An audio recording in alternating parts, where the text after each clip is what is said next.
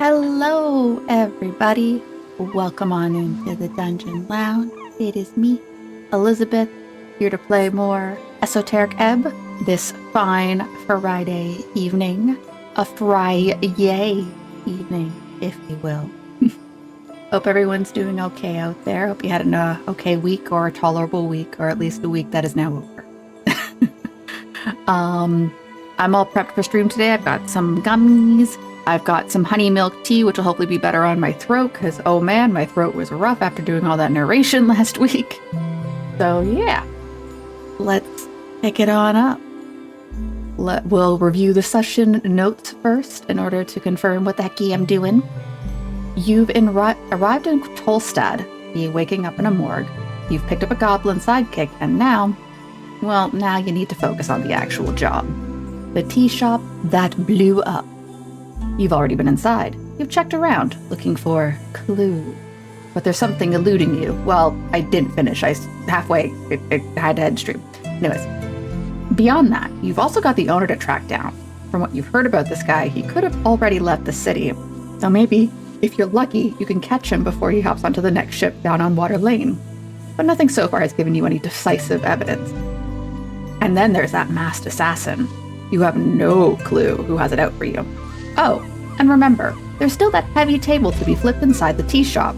Bring Snell, you should be able to... Spoilers! I hadn't looked at any tables yet. All I looked at was the tea percolator. Aw, man. The game spoiled me because I saved in the middle of my investigation. Blech. Blech. All right, preparatory tea sip. The any key. All right, because, yeah, we investigated this corner. I hadn't gotten near the table yet. Debris. No, is it a tea set? Is it broken? On the floor beneath the shelf, you find a pile of broken porcelain. Damn, looks like a clump, he says and coughs a little. Hello, Nox. You're just in time. I just started. I'm investigating a blown-up tea shop, which is the biggest crime of biggest crimes ever. I have to figure out who blew it up so I can murder them for blowing up a tea shop, which is the biggest crime. How are you? Happy Friday. Or unhappy Friday if it's not happy. Or middling Friday if it's mid.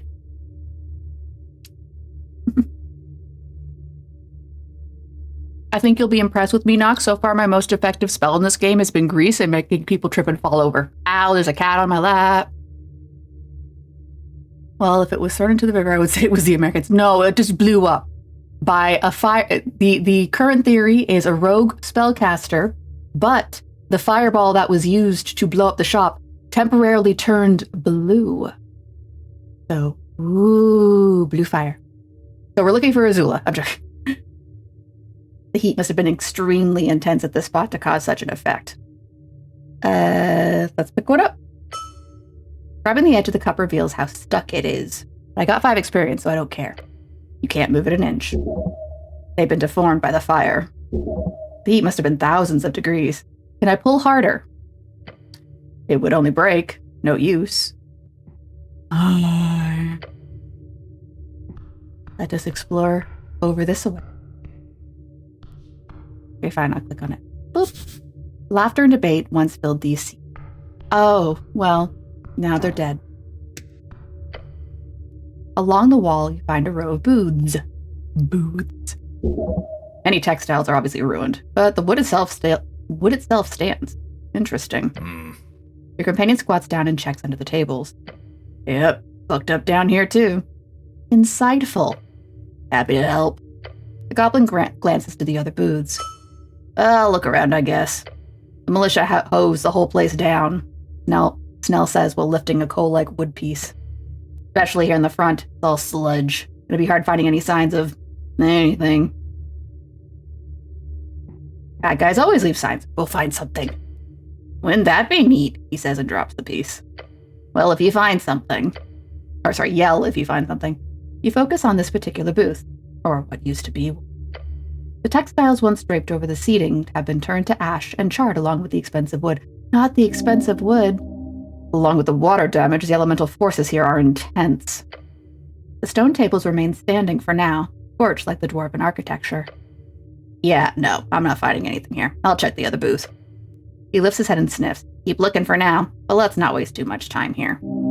He's ordering you around. Can't do that. The goblin is simply making conversation. Don't read into it. The row booths are still there, still burnt to a crisp. Ooh, I can pass a 4. I can pass 4. Look at me. Look how smart my wisdom is. Nat 20. Oh no, this is all. Oh no, it's all down here. My first roll of the game of today is a nat 20. Oh god, it's all downhill from here. On a DC 4 check. Oh my god. Oh my god. I'm gonna get killed. Lifting some of the wreckage, you spend 10 minutes searching around the crevice behind the booth until something catches your eye. Something not burnt. Not burnt! You reach out and grab it. The tiny metal leaf. It fits in the palm of your gloved hand. It's an Illim brooch. As you wipe off the soot, you find it in a strange condition. Its intricate design shows both value and style. Value and style. I know! You only get good rolls on shit that doesn't matter. Ooh. Wait. I'm going to tell a story about the awesome thing that I did. So, I think I've mentioned before on stream that every other Thursday, I play D&D with fellow members of the lounge and a few other non-streaming friends. And yeah. I am currently playing a Kenku Artificer of the one that gets the one that uses a robot. The Battle Sentinel or something. I can't remember its name. Doesn't matter. That's not part of the story. Anyways, we had our first combat against like poo-poo kobolds. Anyway. And you can use your bonus action to command your sentinel to take actions. And I was like, yeah, fuck up these kobolds. So turn 1, I got the sentinel to attack a kobold, nat 20 on the hit roll. So of course that means you get to roll double damage. And, basically one-shot the kobold. And I'm like, okay, that's lovely. Turn 2, roll again for the sentinel, same orders. Another nat 20. It was beautiful. Mwah. My Kenku is a magician of murder when he makes his sentinel do shit. So again, it's only downhill from here, but at least for that brief shining moment, my Kenku was the most capable creature in the world.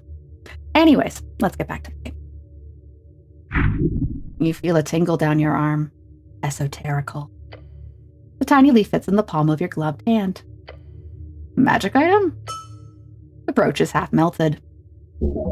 A magic item does not get destroyed like this. Not by anything but the most powerful of magic. It simply does not happen. You glance over to your companion. He hasn't spotted your find yet. Hey! He jumps, then gives you an angry glare. Not so loud! Damn it! Goblin scoots on over to you and looks at the tiny pin in your hand. Strange. Interesting. It kinda survived the fire. Oops, excuse me. Bring it with. Show it to the old lady. Why would she care? Obviously she'd care. Okay. He looks around. Let's focus somewhere else in here. No. Once you're on the scorched wood, you find it simply burned like everything else, barely existing. But it is wood. Intact wood, relatively speaking. Yeah, shouldn't it have burned up? The malicious attempt to stop the fire splashed everything with water as well, so all the soot is just sludge. It's still quite strong, wedged along the stone bench. Look at the ruined wood intensely. Might as well check how sturdy it is post-explosion. Fine. You lean on it. You strain. It takes some effort, but soon you hear the wood fibers twitching. It snaps. You hold the piece of wood in your hands. Your companion gives you a confused look. What? Was it rude enough for you? But I want it. Great. Tea shop debris. But I got experience, so who cares? Look at the piece of wood. It's been infused with fiery energies. Looking inside the burnt wood, you see a sliver of alive bracken. The thickness of the survival and burnt wood suggests a certain level of heat and firepower. This was caused by a fireball spell. A regular 3rd level wouldn't do this kind of damage to a bracken. Interesting. My intelligence is tingling. Tingly wingly. Okay, so we got this. We got this. And then we got, looks like some stuff up there. So we'll start with this. We're going to go in order. What's this? Whatever content what filled this chamber has been pushed up against the cracked walls. The dwarven masonry is damaged in various locations, and everything, every single thing in this chamber is burnt. This is the center, but where exactly did the explosion originate from? The stony tiles, scorch marks, and general aesthetic make this look like a dragon's lair. Yeah. Yeah, okay, so this is good. I can do 9. I have +4. I'm a fucking Viking at this. Yeah. You look around to find the damage confusing. While centered in the chamber, the damage appears uneven, as if the force of the explosion was struggling with itself. Was it an accidental, like maybe a spontaneous combustion? That thought, you receive a vision. Replaying the event in your mind, an explosion. In the chamber. Conflagration spreading.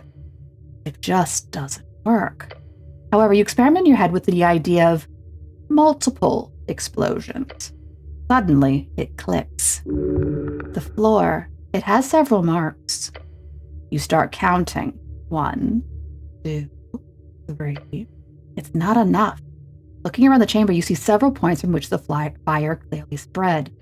The explosion is... No. Explosions. Explosion. Multiple. Your companion lifts his head from whatever scraps he was looking over. What did you say? You keep counting. 4, 5, 6. Even that is not enough. Fires. Immense force. 7, 8. You point at the last spot on the floor you can see, near the wall west of where you're standing. 9. 9. 9 of them. The goblin's gaze dances around the chamber. You see his fate contort as it dawns on him. Oh. I got a story from Nux. I can only remember at the top of my head one time I rolled a nat 20. Basically what happened is we're put in charge of finding a changeling that had moved into an orphanage. Not the orphanage. I know the orphanage story. You blew up all the orphans. No. No. You don't blow up orphanages. Don't care if there's a changeling in it. You don't blow up orphanages. Congrats on the nat 20, but...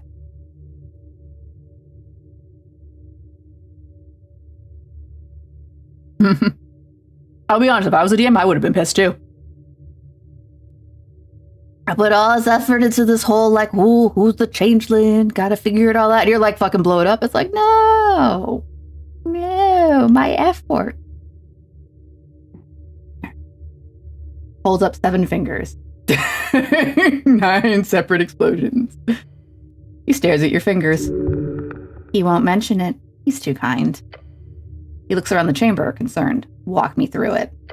How do 9 explosions go off at the same time? We got a cabal of sorcerers? A coven? What? Careful now. Do you really want to share this info with him? The goblin is not your boss. You don't need to tell him anything. Necklace of fireballs. Necklace of... He says and pauses. You can see his mind working behind his sharp eyes. Huh. Do you think it's possible? Like the assassination of Princess Iona? I don't know. Who the fuck is that? He ignores your comment and looks around the destruction. The mass-produced shit they used in the Coast War.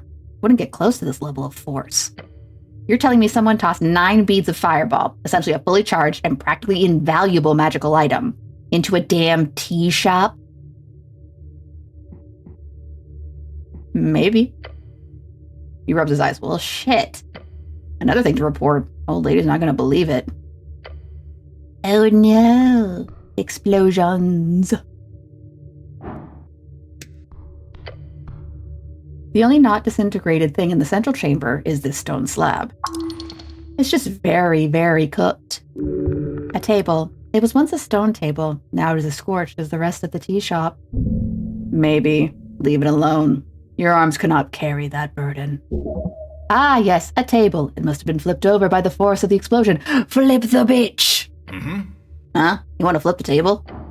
damn heavy, but maybe we can do it together. Ooh, okay. So I have advantage. Snell's helping out. I've looked at the rest of the chamber. We think there's archival knowledge going on here. I don't know what that is, but I can do 10. I can do 10. What? Okay, it was still a success. Oh, thank God. Oh, thank God. Snell would have made so much fun of me. Oh, more stories. Basically some orcs thought I had taken over the castle high in the mountain tops by a deep chasm. Bridge leading to it was incredibly long and only wide enough for 1 or 2 people to cross at a time, which put at a disadvantage to the pincer. Oh no. Don't die on the bridge. Well, I guess you didn't die on the bridge. Maybe you did die on the bridge. I don't know. You grab the thick table with your gloved hands, gripping it firmly, strongly. Snell copies your movements. On 3. 1, 2, 3. Flip the table. A dead body, ladies and gentlemen. Wowzers. I didn't actually think there'd be a dead body. You stare in the dark corner of the tea shop. Amidst soot and tiles, you see a corpse. It almost disappears into the destruction around it. Snell stares at it. He is silent. Gods be good. Oh no, the mystery.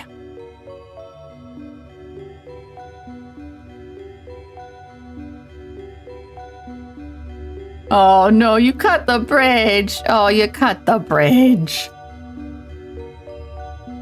I mean, it solves the orc problem, but you might have other problems as a result. Other problems.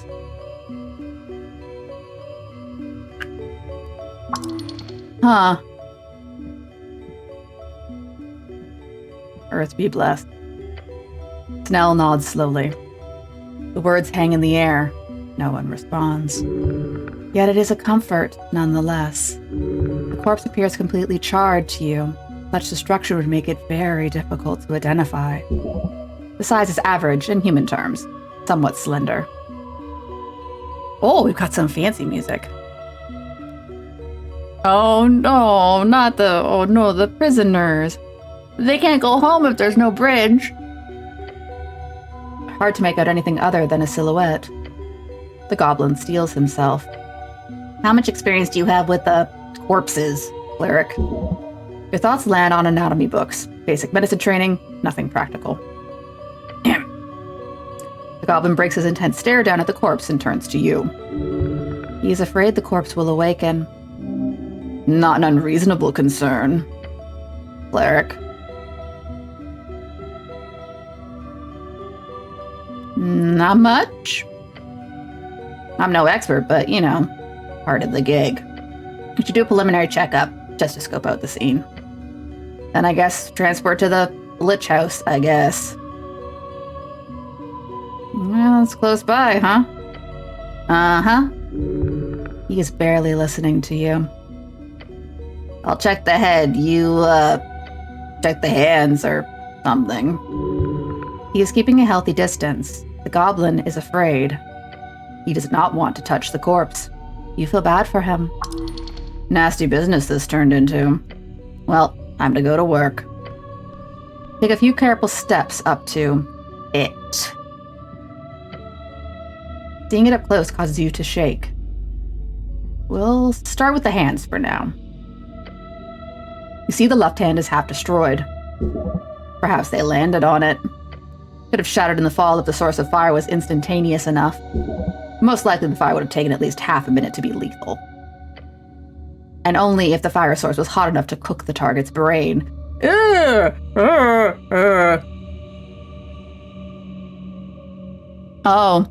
Oh no, they starved! Oh no. That's scary. That's sad. But yeah, after that I watched the DM took out a folder, procedure moves 30 pages. Oh no! Ah, no, you're ruining the DM's hard workies. Poor guy. Thought causes your stomach to churn. The right hand is clenched near the victim's hip, holding something. A clue, of course. Looks like something brittle in the grip. Perhaps leave it for later. You'd have to be real gentle not to break the content of that fist. Go for it! We're going to leave it for later because I'm going to hope that there's going to be things that can mitigate the risk. Boring. The mortician will handle it. Will the mortician be honest with us? Yeah, that's true. That's true. A dark mass, once again. But the thing is, you can't think of... There's no such thing as a DM being able to predict every scenario that people can do. Like in this case, cutting down the only branch that accesses the castle that's trapping everyone inside of it. Now appears to be but a solid mass. It does not even smell. She was incinerated, fully, in an instant. So Constitution's identifying this as a girl. Intense heat caused rapid muscle contraction, freezing the woman in place. Okay, so everybody's referring. She placed herself in this position, most likely to take cover from the explosion. Nothing but blackened, brittle carbon residue. However, you are quite certain this was once a woman. The mortician will have to determine that. Whatever led to her to this corner, it was quick.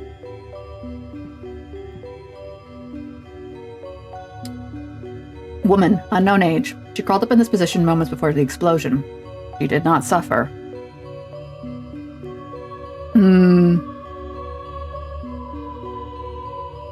Oh. I will say that it's something you need to be careful of it as a DM. If you want people to explore around, don't say things like, oh, you're going to fall to your death, by indicating doing those other things will be risk, like too much, you know what I mean? Like, it's, oh, that's just going to get you killed. Because that would, like, yeah, if someone was like, oh, you see a sheer drop, nothing could survive that, you don't see any evidence of, like, you know, other methods, then yeah, you're going to have to proceed with that information. Got it. Good info. He leans in slightly closer. Too far to see anything. The poor goblin. Alright, well, I'll do the head for him. Not much to see. Fire has burned off everything. While charred beyond recognition, the skull itself is fairly intact. The mouth is intact. Good. Speak with dead. It requires an intact mouth on the corpse to successfully mimic speech. Even in this condition, the corpse should be a valid target. Oh. What about anything else? A good question. Looking for distinguishing features, you do notice something interesting. The ears. Is it an elf? Ears? I've seen ears before. Look at them closely. Oh. Wait. Despite barely keeping a recognizable form, what remains of the ears have a peculiar shape. They're sharp. Pointy. Oh. Elf! He looks around. There's only one humanoid creature on the coast with a body size and pointy ears. Not an orc. Oh, a gnome. Not an orc. Not a gnome. Not a human. The goblin takes a step back. No chance. Oh boy. Just the concept of such a rare creature being found in this second-rate tea shop. There is no doubt. Oh no. I think I would. I think I would like blueprints. Haven't really gotten around to it yet, but I've heard it's good for my puzzle brain. Your companion glares at the corpse. His head then slowly turns towards you. Oh no. Oh dear gods. It's a damn elf. Oh no. I'm not done with the cheese shop. There's shit back over there. Scent of Ukul, midst flame amiss. This is the death you fear, the dramatic end to your career. Did they know?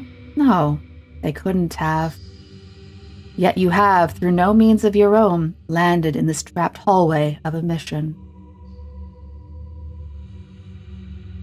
You only have one choice now.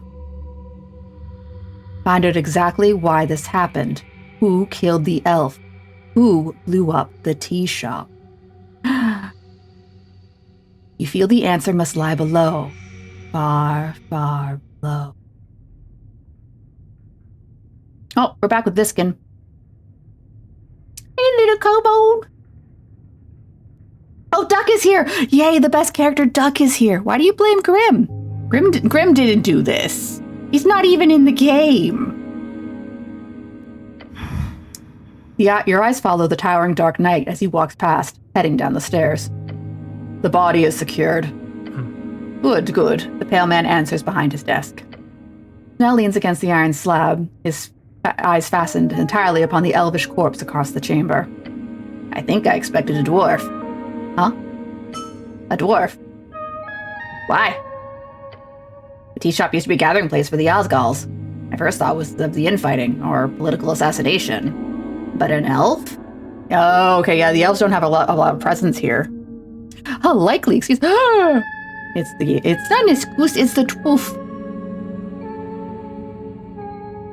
So, an elf was in the tea shop that blew up. And also, this changes the parameters of the investigation because the coin lord specifically said he wanted this to be kind of like, you know, do like kind of an investigation that doesn't really blame anybody, or if it does, it blames like a rogue person, and just kind of quickly make it go away. Because while the tea shop was a political hub, it wasn't like there was no known casualties. Nobody was known to have died.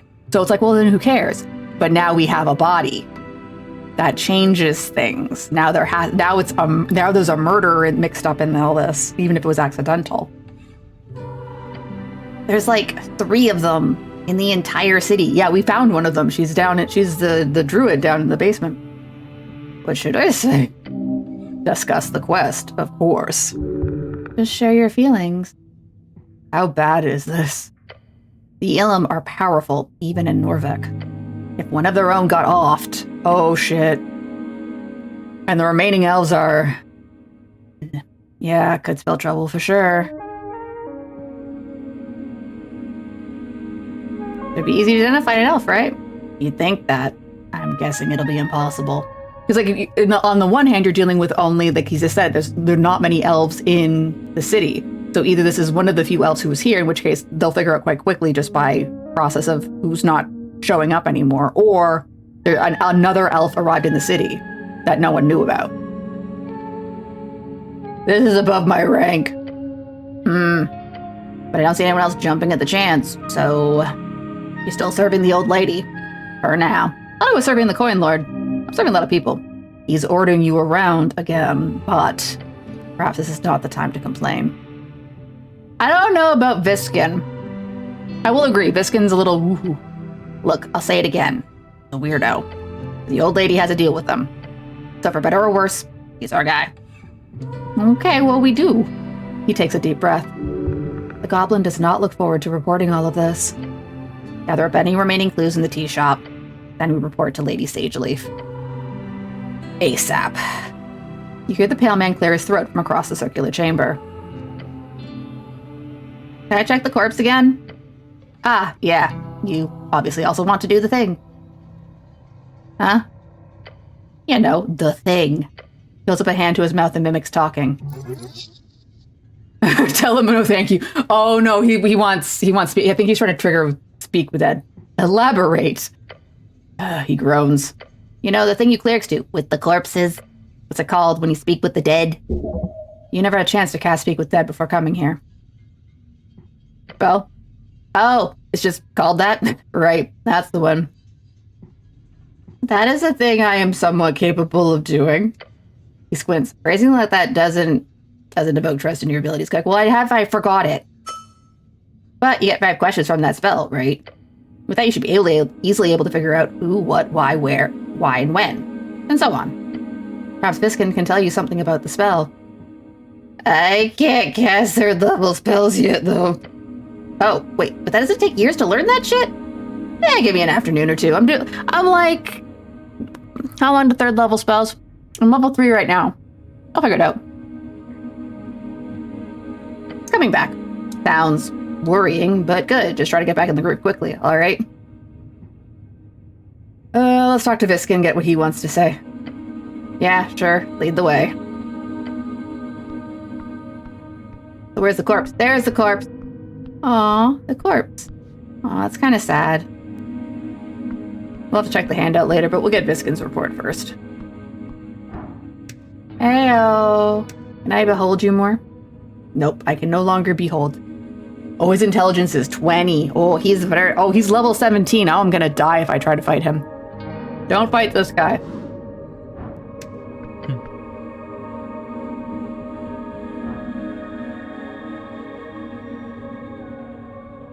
Oh wow, it's gone down. It used to be higher. Because like it was 20, and this is with this many modifiers bringing it down. So it was, even then it was still, I mean, still need to roll a 19 to pass at this point, but that's still too much. But let's discuss the dead elf. Yes, cleric. There are a few points to go over. 6 points of interest, to be precise. He hands you a piece of paper with the points on them. Tell me which points you wish to go over. Huh? The goblin grunts, don't give him choices, we'll be here forever. You should pick the last point first. They go random, keep them on their toes. Begin with the least interesting. This will keep you engaged and most susceptible to our information gathering. Start with the most important first. You need to know this. Point 3 just says sex. Yes, sex. Surprisingly difficult to determine in elven folk. What? It's a girl. Sex. Dwarven for the number 6. Never stops being funny. Thank you, charisma. Sex. The trait that determines whether a sexually reproducing organism is of the male or female half of the reproduction. Also a useless distraction. You're next. Sex. Fun. Thank you, dexterity. Sex would be nice. Not with anyone in this place. Strength. What an opportunity. You should make light of this.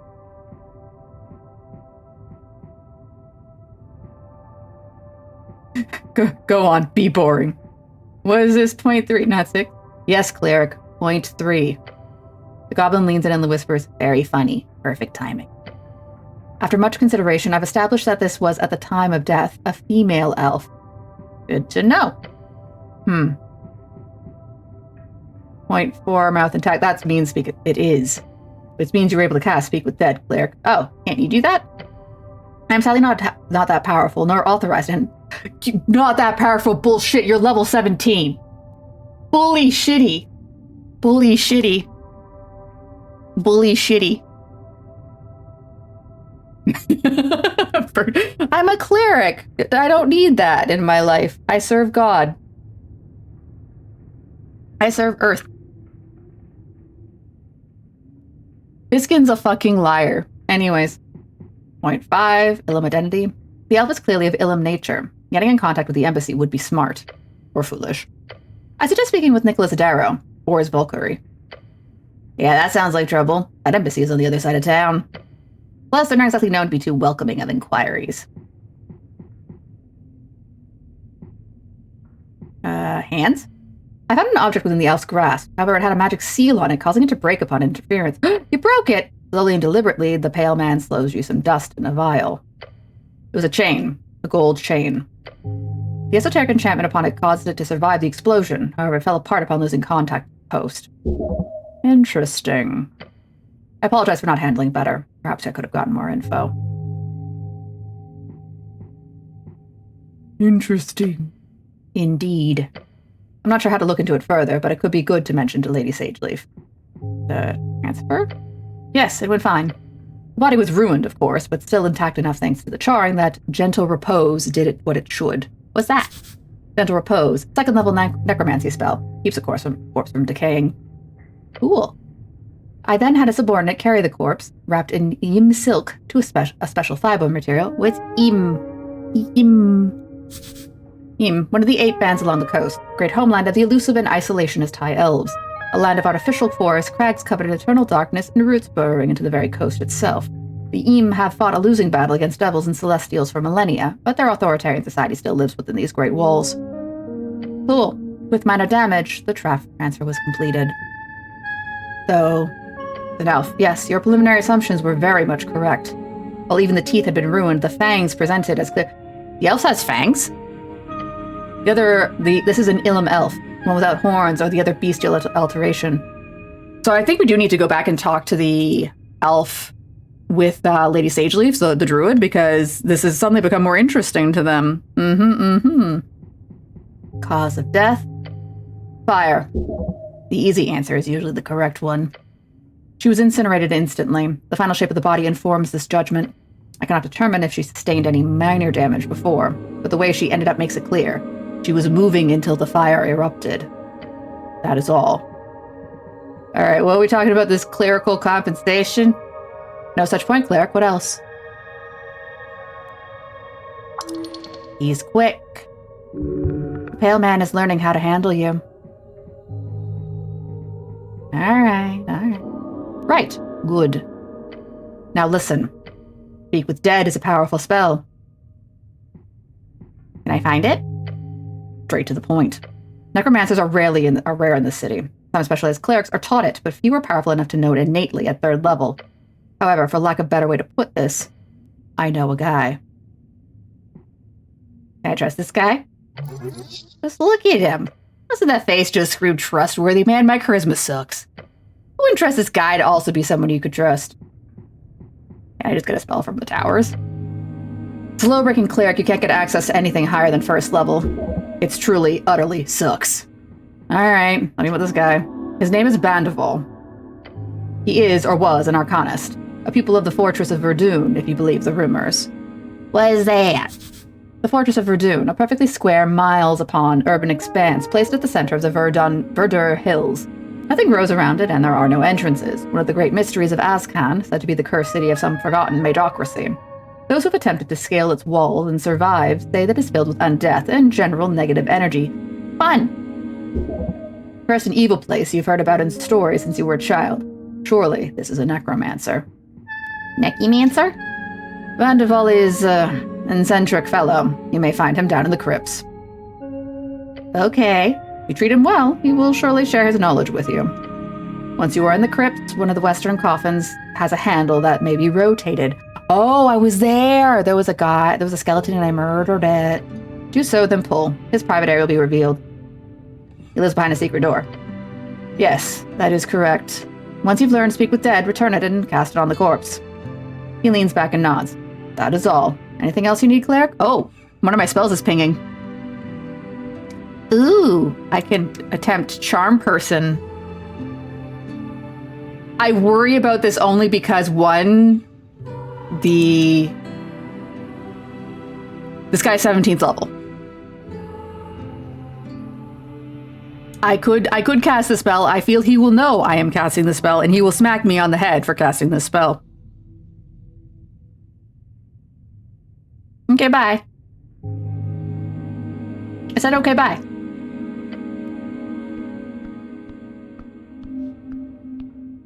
Alright, corpsey. I'll be back. Oh, wait. What's this? Note this says 90 items belonging to the deceased. Okay, we'll give you that. Mine now. Bracers of Thievery.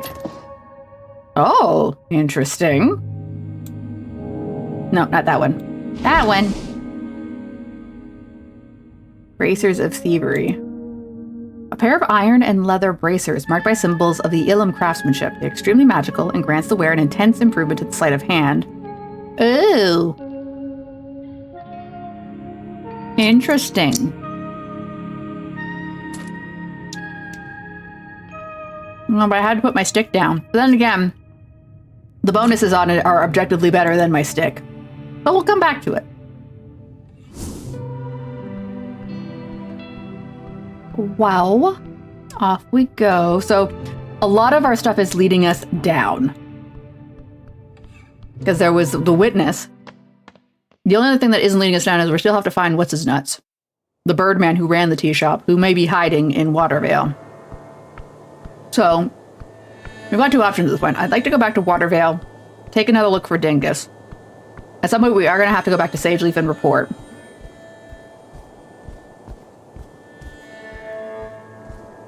What is the quickest way to Watervale from here? That doesn't involve encountering the lady.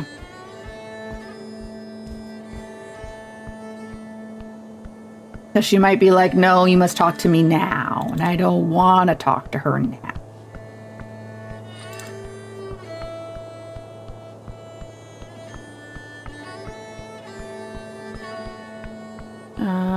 That's up her with the hat that I want, but not right now. I did want to go check out here. Because Because I didn't finish everything in the tea shop. There was still that quarter, which I'm assuming is technically the back entrance I could have used to get around. What was this? What's over shelves here filled with magazines? We've seen this type of construction before in other city tea shops. Images of loud dwarves arguing over articles flash in your mind. You like to read? Sure, but not this garbage. What do you mean? He shakes his head. Opera zines, just a bunch of lies and tall tales.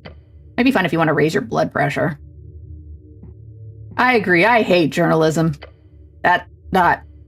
There's good newspapers, it's just... You mean example? Sure, The Green Road. Oh, I haven't read that. Yeah, I get that. I blame the election for lack of more good journalism, but it really wasn't that much better before. Nothing? Why would there be? Paper burns quite easily. But what if your eyes sweep over the ashy remains? Oh, the esoteric pocket watch is causing an issue. Interesting. Do I have it equipped right now? I can't tell. It's fine. I can pass 12. I can't pass 12. Nope, nothing here. But it was worth a try. Claire, can we move on? I don't think magazines are too readable at this point. Hello? You home? Your eyes cannot move from the pile of ash on the shelf. You're frozen. And blinded. Whoa! It changes. Sense it. The realm is touched by the string. Can I have it? You do so. Ooh, some shards of yore. You glimpse backwards.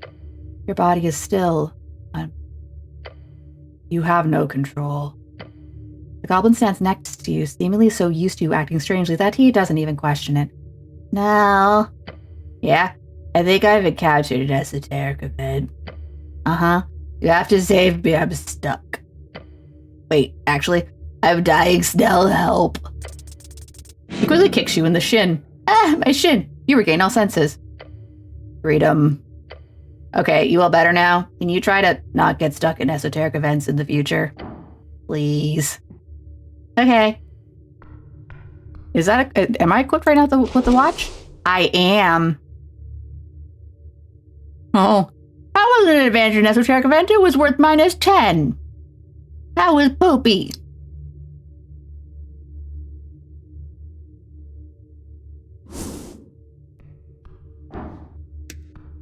What's this? Laid on its passage is an iron door has fallen off its hinges. Look at the corners. They're bent. Ooh. Oh. Not with that roll. Can I undo? Can I re-roll that? I have shards of yore. Let me re-roll them.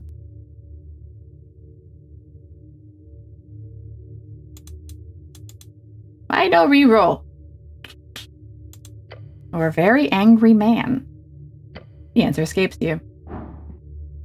Look at the hinky. The hinges are connected to the wall via thick iron nails. Typical dwarven design, they use metal known as hardston on doors like this. Hardston? A metal commonly used by dwarven engineers in the construction of Norvik. It is light but extremely durable. Melting point is 2,500 degrees Anders. Ooh. Looks like they've been ripped right out of the stone. Wait, no. The iron's been bent as well. Interesting. And this was a combination of force and heat. An esoteric effect? Just a spell? Your bet is this was a high-tier spell. Alarming.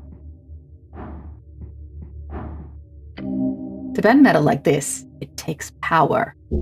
An incredibly high temperature must have been involved to cause the door to bend like this.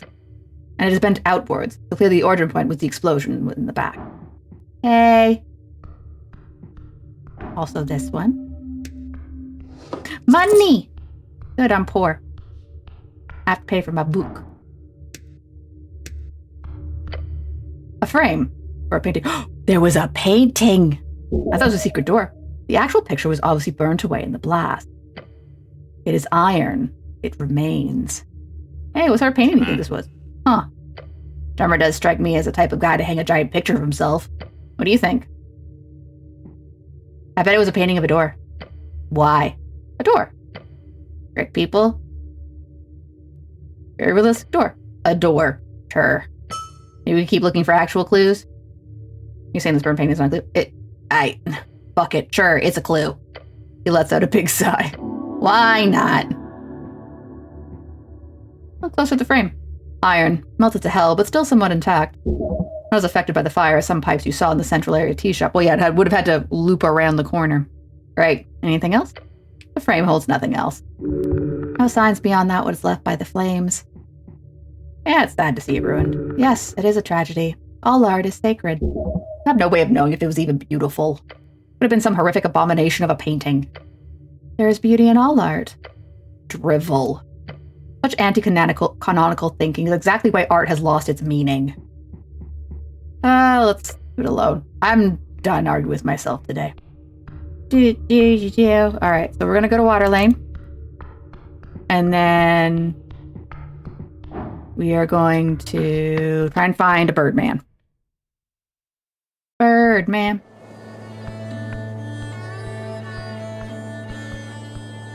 I think it's this way? Yeah, it's this way.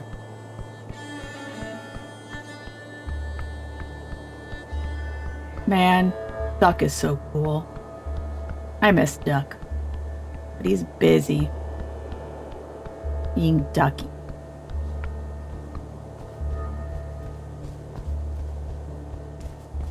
Okay, not this way. Okay, no. I did go the wrong way. No! I don't know where I'm going.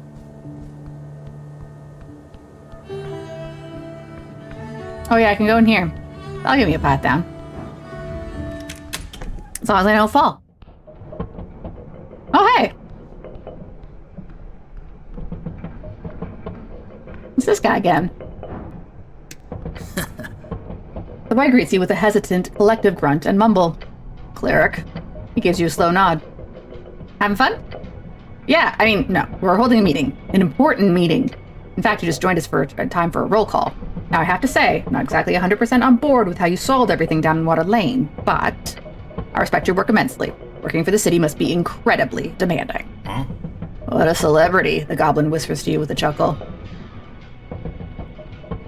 Yeah, I'm amazing. Yeah, okay. He glares at Snell for a second. All right, Avorkian Resistance members, thank you for attending today's meeting. Important meeting. Oh, shut up, goblin. The lanky kid sparks a tiny fire from his hands. Don't do that. You think you look cool doing that? Damn child. The magic boy clears his throat. Esoteric Initiate Earth Niece, here. The large one stands and raises his fist into the air. Stand buskin! Yeah! Don't shout, the quiet kid mutters. I'm here. Roll. He gives a nervous look to you. Then he mutters, Master of Whisperers. Your companion stifles a laugh. I told you it was a bad title. It should be First Spy. Oh, that sounds like a magazine protagonist. And Master of Whisperers doesn't. It was the official title of Earth Spy's master. Do I look like a master? He hisses, then goes quiet once more. Rollo awkwardly clears his throat. Also present is the visiting Lord Cleric. And his helper. Oh, I'm the help, am I? Look at the bottles at the corner. They've been drinking. Oh, please, don't react to that. Don't be such a nerd. Because they're unable to even touch this stuff doesn't mean others can't be cool.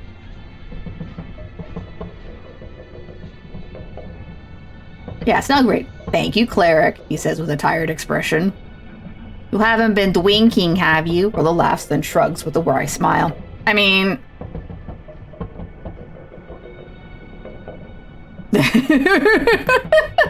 I'm going with this one because it sounds awful. Okay. No, whispers you. Scared straight. Not dead. Start the meeting. He claps his fist. Meeting begins! The large boy cheers. Sweet. When do we go home? What? No, wait. There's not much to talk about, right? Yeah, my dad doesn't like it when I stay out like this. Come on, guys. The election's just around the freaking corner. I've got a mission. Big mission. Like, actually... Like a quest? Yes, exactly. A quest. I received word from our contract. You know, the short guy with the weird beard. They have a fixer? Halfling or dwarf? No, just a short human. Word? A letter. He dropped off a letter with the resistant seal. He smirks. Half of Earth's red eye, half a shield. Shield, a first level aberration spell, can be cast as a reaction. Oh my god, it's really cool. Uh-huh. Just like he told us about the chant being printed here in the Tollstadt, this time he let us know about another problem. An even bigger threat. Oh no, okay, here's the option. Lover's pox, capitalism, racism, the disillusionment of the youth, gender inequality, the lack of religious fervor in the populace, als goddess, free striders. Gender inequality? No! Capitalism? No, well, kind of. Racism? No. Although hatred against humans is a big issue. Oh, you little shit. Pretty sure humans are the dominant species present here. Disillusionment of the youth? No. Lover's pox? What? No. I'm running out of things to complain about. No, but also, yeah, but no. Okay, what about Osgalis? No, not this time. Free Striders? No, No, wait, yes. Yes, it's the Free Striders. Okay. He told me that the Ascani Reeds Trade Company, that's a Free Strider company, apparently has some very important documents hidden in their offices on Water Lane. Specifically a contract for a deal called the Harbor Accords. He wants us to, actually didn't specify what we should do. He never really does, but he strongly implied that we should seize it for the state. But you know, without being detected. Stealthily. He wants you to steal from a Free Strider company. He wants us to seize it. Stealthily. So what's the contract? It's apparently very secretive, but the contract is kept inside of the office. And what are you gonna do? He thinks for a second. We just need to sneak in when it's dark. Locate the safe and crack it. It's apparently hidden behind a mirror. The info wasn't very specific, but hey, how many mirrors can they have, right? The boy silently and tensely glanced around the roller mill. Like I said, Dad doesn't want me out the streets at night, so I'ma skip. Isn't stealing illegal? Yes, Den, it is. Don't be pussies. The leader gives a frustrated groan. This is the real deal. We can make a difference. How so? Rollo, I don't think this is a good idea. You know what the Free Striders do. Oh yeah, litigation, litigation, litigation. I agree. It's a bad idea. Damn it. Then he turns to you and opens his mouth. Then he closes it and shakes his head. Sneaking in and stealing sounds honorable. But should you really do it if it's a Free Strider joint? Well, screw it. I'll make up some excuse. But that's us.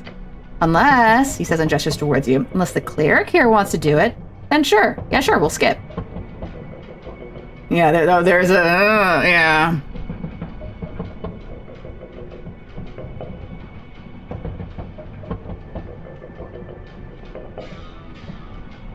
Do I really want to go down this road? You know what? I don't want to deal with it. Bye. I'm going down these stairs now.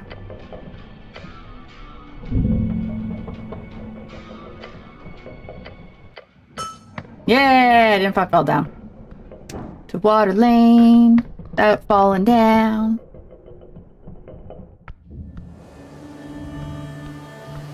Hey, Krabby. I'll be back for you later when I learn to speak with animals.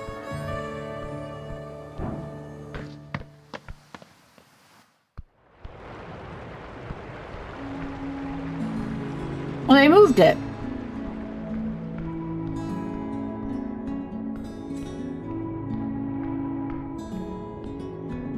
There's more crates here now.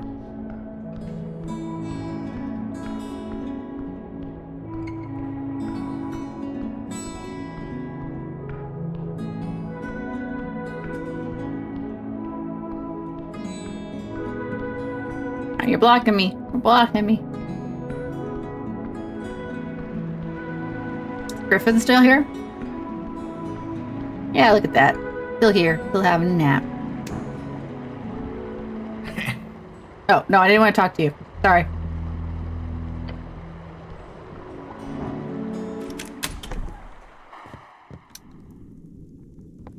Ooh. Why is the globe only half? You approach the half sphere. The 8 bands. You see the Divinitornum, Ascan, Reeds, and Vorgeni. It accurately depicts the best calculated distances we've got. Spin it! You do so, revealing the other 4 bands, those furthest away from your homeland. You see Haishe, Kargamesh, Beltyre, and Yim.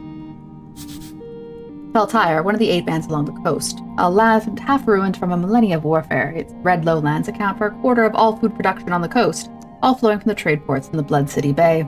The name Beltyre either originates in Orcish as High Place, or Bad Fort in Infernal, or Hill Land in Goblin. It is hotly debated. Hey, never actually seen the band, so who knows what they're like. What is a hemisphere again? No, don't worry about it. I don't care. I've stopped caring. Oh, look at all this stuff. It's so fancy. There's a hat. Oh, wait, it's an elemental. Tintiful. Hired smoke. You look at, oh, it's a dude. A hissing voice calls out to you. Didn't your mother ever tell you? It's rude to stare. Oh shit, look closer. Your eyes adjust to the brightness of the fire. A figure lies upon the lit timber. Look at the little guy. Like a puff of smoke materialized into a solid chunk. It is a mephit, a primal spirit. A mephit? An elemental spirit formed by primal energies. They are known for being selfish and violent, yet useful when captured or controlled in magic or given the right incentive. This one appears to be made out of smoke and heat. Hello. Good. You know your place. I'm Tinitul. Tinitul. Terrible to meet you. Lovely to meet you. I don't care. It interrupts you. Looks back and forth between you and Snell. I'm in charge here, so don't do anything nasty. I'll report you to the Tusk Lady. Tusk Lady? She's right there. Who's this referring to? Your goblin companion squints into the fire. Then he whispers to you, I hate these things. Oh, you like a guardian? Something like that. I'm only obligated to attack you if you actually steal something. Oh, really? Asked the little guy. Steal what? Must have some kind of secret around here. Oh, so this was definitely not mentioned to the guys who had to deal with the mirror. A vault behind a mirror. Bye. Like that mirror right there? Uh-huh.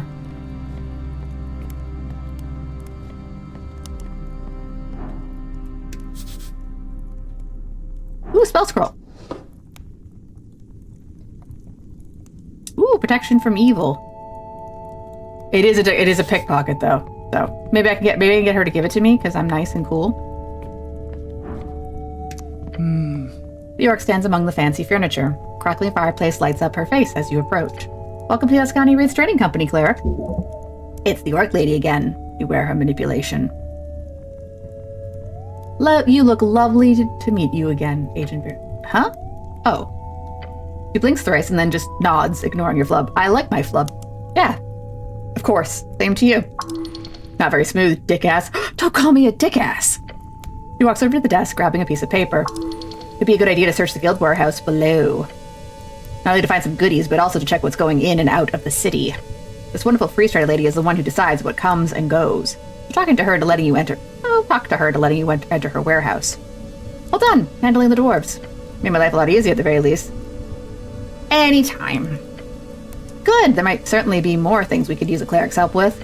Yeah, things are a bit busy here. We're currently deep in paperwork with a new partner. I can always make use of the friend of the freeze-trader cause. So, about that tea shop owner. One greasy bird, but he's good at his job. What about him? What do you know about him? He's a yobo. Speaks with those mimicry voices. We've worked with him in the past. There was some kind of conflict with the ownership of his property at one point with the HWBT. It was resolved. You gonna find him? No clue. Never mind. Well then. Yeah, can I have that spell? Oh, that? This little something left behind by my superior during the latest visit. Don't touch it, please. But I want it. Maybe the griffin. Griffin on the roof. The orc laughs at your words. That really sounds like a magazine tale, I swear, but at some point, I'm really serious as... Yes, I thought it sounded funny as all. Technically, our griffin is allowed to use our building as a nest. However, by sheer happenstance, it has become one of the many unwritten and unofficial exceptions around here. Simply learn to make do as one does. Who owns it? One of our temporary guests. A high-ranking member of the Free Striders come to visit for the election. One of those types. And it just sleeps all day? For now, I'd probably be heading out after the election. Can't wait. Can I fly on it? I'd recommend not, entirely for the sake of your own health. Unless you got somewhere to fly off to. Damn it, I don't know. Somehow, I could imagine. That's all about the griffin. Vera's not happy about the situation. She doesn't like the griffin. She sighs and grabs an envelope on the table. Darrow put a stop to any official investigation. He even had his guardian angel place an arcane lock on the entryway. You mean a tier? Yep, his celestial pet. I like her. Do you? I've had the displeasure to deal with her a few times here in Tolstad, ever since she was handed the reins of Coin Lord Lapdog. She seems to enjoy mocking us lesser creatures, coming off also petty. Strange behavior for such a transcendent creature. She adjusts her posture. Now, she opens the envelope and reads it for you. Story time! Bystanders suffered minor injuries. No real casualties found after a quick search of the premises. The flames were put down within the hour. Eyewitnesses indicate the flames appeared alongside a loud explosion. A few unnamed people were mentioned and the flames were blue for but a short moment. Blue flames, huh? The rest goes along with our info. Good to have it all corroborated. Where'd you hear all this? She smiled.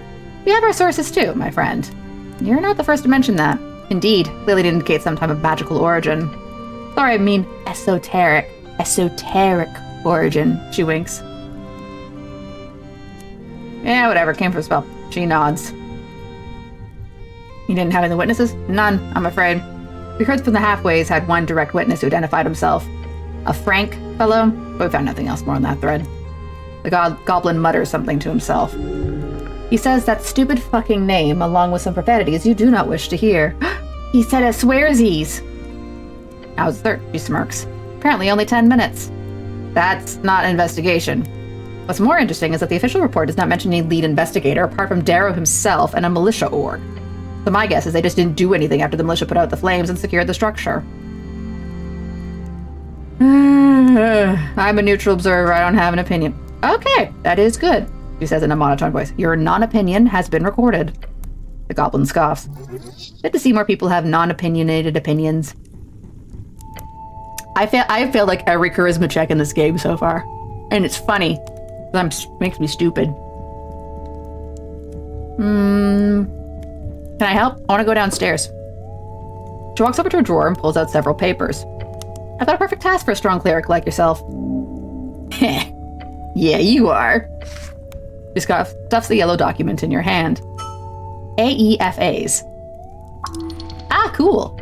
Every good entrepreneur knows about those.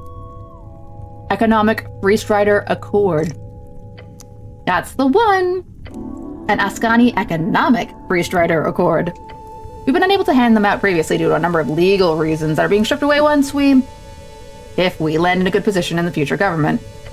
So in preparation, we're opening talks with a number of local entrepreneurs. Having these handed out by an official cleric would make the process a lot more official. However, greatly expediting the process. At least our numbers seem to indicate that folk are much more agreeable to city officials than our own staff. I'm guessing you can assume why. No clue. Oh, me neither. You tap the documents in your hand. These are legal documents showing every clause in the local EFA. Very generous terms. They will greatly assist the local corporations in growth, revenue, and stability. We're not all talk, you know. We actually do support local infrastructure and businesses. Quite heavily. You're capitalists.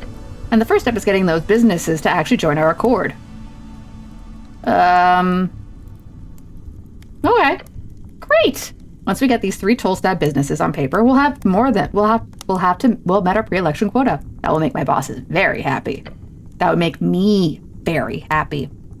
Uh-huh. Yes, of course, if you want to deliver them to just more, go ahead. The businesses need to be established, but not necessarily registered. If you're not sure, you can hand them out anyway. Top of my head, I can recommend visiting Viskin's Lich House and the Drunk Sphinx, of course. But I'm sure you can find more. She winks. Come back once you've handed them out. I'll be sure to return the favor. Oh, we've got Charm Person pinging. Sure. What's the worst that could happen? What's the worst that could fucking happen? Look at that. I did a... Oh, still resisted. She has counterspell. No, the crystal, it's... The instant you cast your spell, a blast of esoteric distortion causes it to fizzle before you. Oh? A counterspell. From where? Oh, was that you little shit in the fire? Third level abjuration. Yeah, it ain't her. She's not a spellcaster, so she's either got an item or it's the little shit in the fireplace. Interesting move. On the table, the mineral shards are ingrained with some type of anti-magical energy. Fascinating. You've heard of protective magical items before, but this one is clearly beyond your means. Please do not cast any spells on AR property, cleric, and I will kindly ask you to avoid casting spells on me in general. Okay.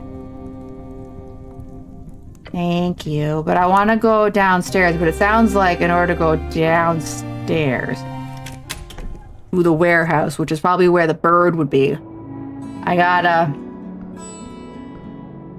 hand out these pamphlets,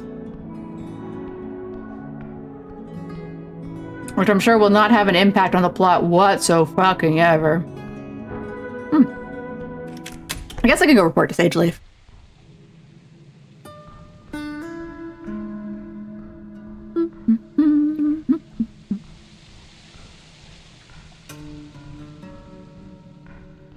Hello, citizens.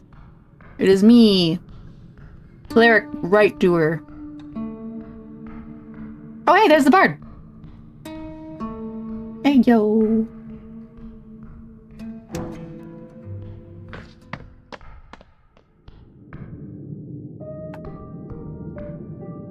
So, Sage Leaf, hey. Hey. Cleric. Lady leans back on her throne. You've returned. So about the tea shop. Well, well, her eyes focus on you and the room seems to shrink. Go on, cleric. Nell takes a deep breath next to you. He's expecting the worst. There was a dead elf. She lifts her head and gives you a cold expression. You have an identity. Obviously. Yeah, anything new to report? Perhaps something actually useful?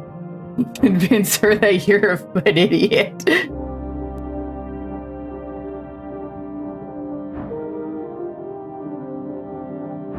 Okay, so this has a lot of bonuses on it. It's still challenging. Here, we'll talk about the brooch. A brooch. Show me, now. I haven't examined it yet. Fine. Lady inspects the leaf in her tiny hands. Tacky, typically elven. And magical, her eyes lift, landing on you. Yet also ruined. Yeah, it's not supposed to do that. This brooch was indeed destroyed by this inferno. Then the origin of the fire must have been magical. Sure. True. It's pretty strong evidence. She turns it over in her claw. The brooch itself is indicative of high-ranking elven power. The symbol is worn by members of the Mender's Court. Mender? Ilum. The dragon growls at you. Her witlessness has spun this band into chaos more times than I. She catches herself and mutters through clenched maw. If her shadow is responsible for this. A royal? That makes it easy for your limited human sensibilities, yes. The foulest symbol in Azkan. The mending tree. What? Yeah, how do you wear it? It's a brooch, cleric, he explains as if talking to a child. You put it on your clothing, wherever you want. Can I have it back? The dragon tosses it to you with a frown. I do not wish her mark anywhere upon my lands. That check just got easier.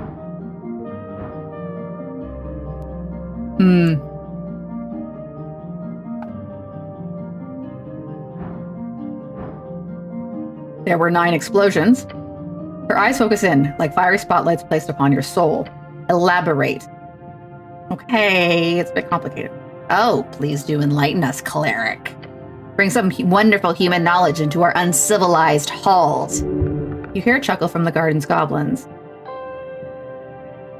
We're gonna go, a necklace of fireballs. A magic item mass-produced during the Coast War, rare to find in the post-war era, especially with more than a handful of beads remaining. The chamber goes dead silent. She scoffs. That explosion could not have been produced by arcanist mimicry. You're speaking of a divine era or even older artifact. A reasonable explanation, yet vexing. It simply raises more questions. Yeah. What else? There was a tea machine. The tea machine? He exhales. The tea machine. Yeah, we found some tea leaves. Interesting. Considering the shop was closed at the time, that is quite the clue. Perhaps this elf was making tea. Perhaps the elf expected company. That would make sense. One more question. What kind of tea leaves were in the machine? Why is she interested in that? Nell gives you a glance. Sure. I mean, takes one sniff and then dry leaves and frowns. Uckle. A Cargameshian plant. She's hiding something, but what? Next, what else? Oh, it's dropped down to DC 3, which is, I've done it all. Oh, well.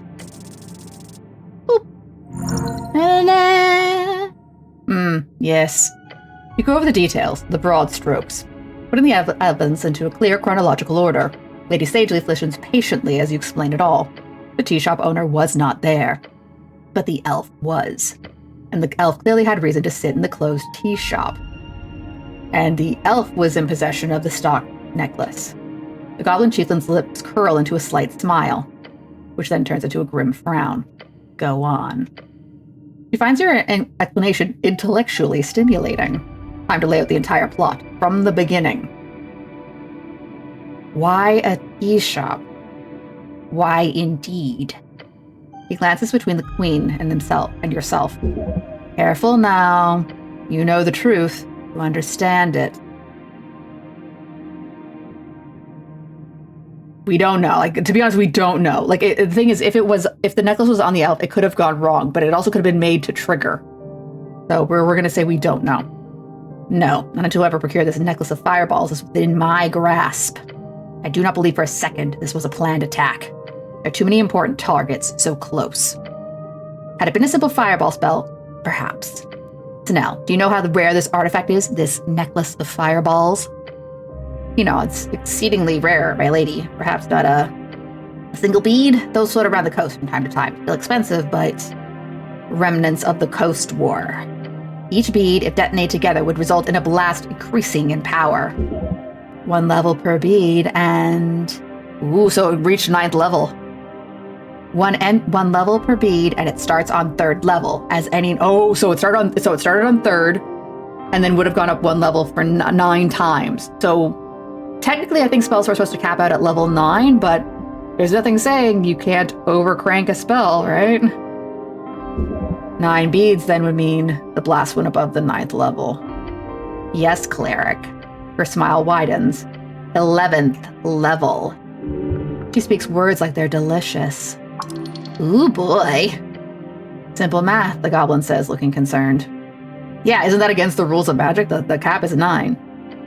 She scoffs. There are no rules, not really. The arcanists push boundaries beyond mortality and reason. She scoffs loudly and with an air of annoyance. I'm just impressed the dwarven masonry still stands. I'm assuming such power would tear reality itself asunder. But no, it's simply scorched a lot hotter. Yeah, there was also mentioned a gold chain, as in, that must be the necklace then. It actually survived the blast. It turned to dust after it was removed from the corpse. The goblin chieftain clicks her tongue and leans back in her throne. Interesting. When spent, the core chain must have retained some magic, until trifled with, of course. The lady glances to Snell, and then back to you. Well done. You've convinced me of this perspective. For now, at least. The lady grows silent and begins twirling a ring on her finger. How is the cleric's health, Snell? Huh? Health? My lady? Do you believe you could require some magical assistance? The goblin mutters and gives you a good look. Yeah. Hey, I've been doing great. We don't talk about all the times I died. She takes off the ring and tosses it to you. Ooh, I got a ring of regeneration. What does that do? Wield it well, human. It will keep you up and running. She leans her claw and glares at you. This joint venture is not yet finished. Snell, cleric. Yes, my lady. You need to find the responsible party and bring them to justice. That is what you do, is it not? Do I have a choice? Sure. Good. The elf might be dead, but I'm certain whoever is responsible here is not. Speak with the relevant parties. Find out everything about this elf. Locate the missing witness, the Frank son of Frank, dressed in yellow. Fake name or not, if he could be found, you must do it. And there's a question of the poor fool drummer, of course. You have until the election, cleric. Be quick about it. Time is running thin. So where should I look for him? Who knows? He probably already left the city. He's stupid enough to hide in some corner cowering like the craven fool he is. Then find him and make him talk. Do you know anything about him? She groans. There are words of a certain elf making friends within political circles here in Tolstad. I'm assuming this is the one. I would suggest speaking with those connected, those Asgals for their involvement with the tea shop, Biskin for the post-mortem. And of course, the corpse itself. That you should be able to handle. Well, I have to find the manual that's going to teach me to speak with Dev first. And maybe get to third level spells. And not much. Some whispers about a man dressed in yellow rushing downwards. Perhaps he fled into the city below. The fellow's dead or dying in that case. Either way, find him. Okay, fine. Keep at it. Okay, well, that was great. Let's go talk to the elf over here. I'm sure she has thoughts and feelings to share about what's happening. Here she is. It's afternoon, so she's uppies out of bed. Da, da, da, da, da. Hey, how you do? The elf looks you up and down as you approach.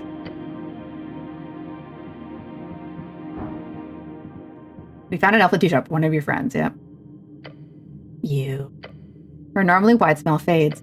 An Ilum, I presume. I do not consort with their kind. I'm afraid I cannot help you in any way apart from offering you a free piece of advice, a tip, if you will. Okay. She makes a coughing-ish sound. Tread carefully. The roots of Ilum grow far and deep. They will strangle you given the chance. Do not anger the Mender's shadow. I don't get it. Her smile returns. They do shady business. The tea shop is their fault. You cannot do much. But be careful, just in case. Good, she nods. And it would still need to be a high roll. I need to roll 14.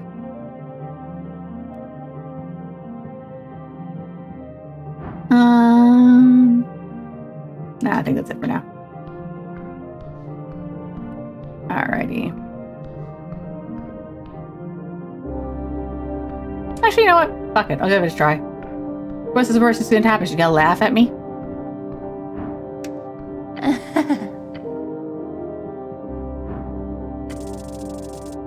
Or I could roll. Yeah. You kneel. You need to prove it.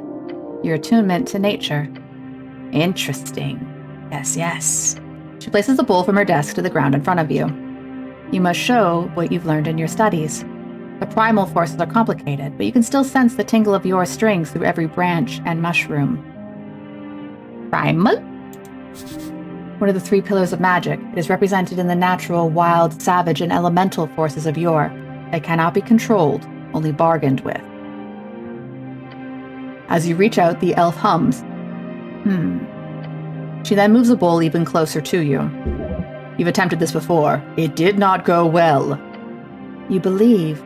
That is all you require. Magic is not an exact science, despite what the instructions in the towers used to tell you.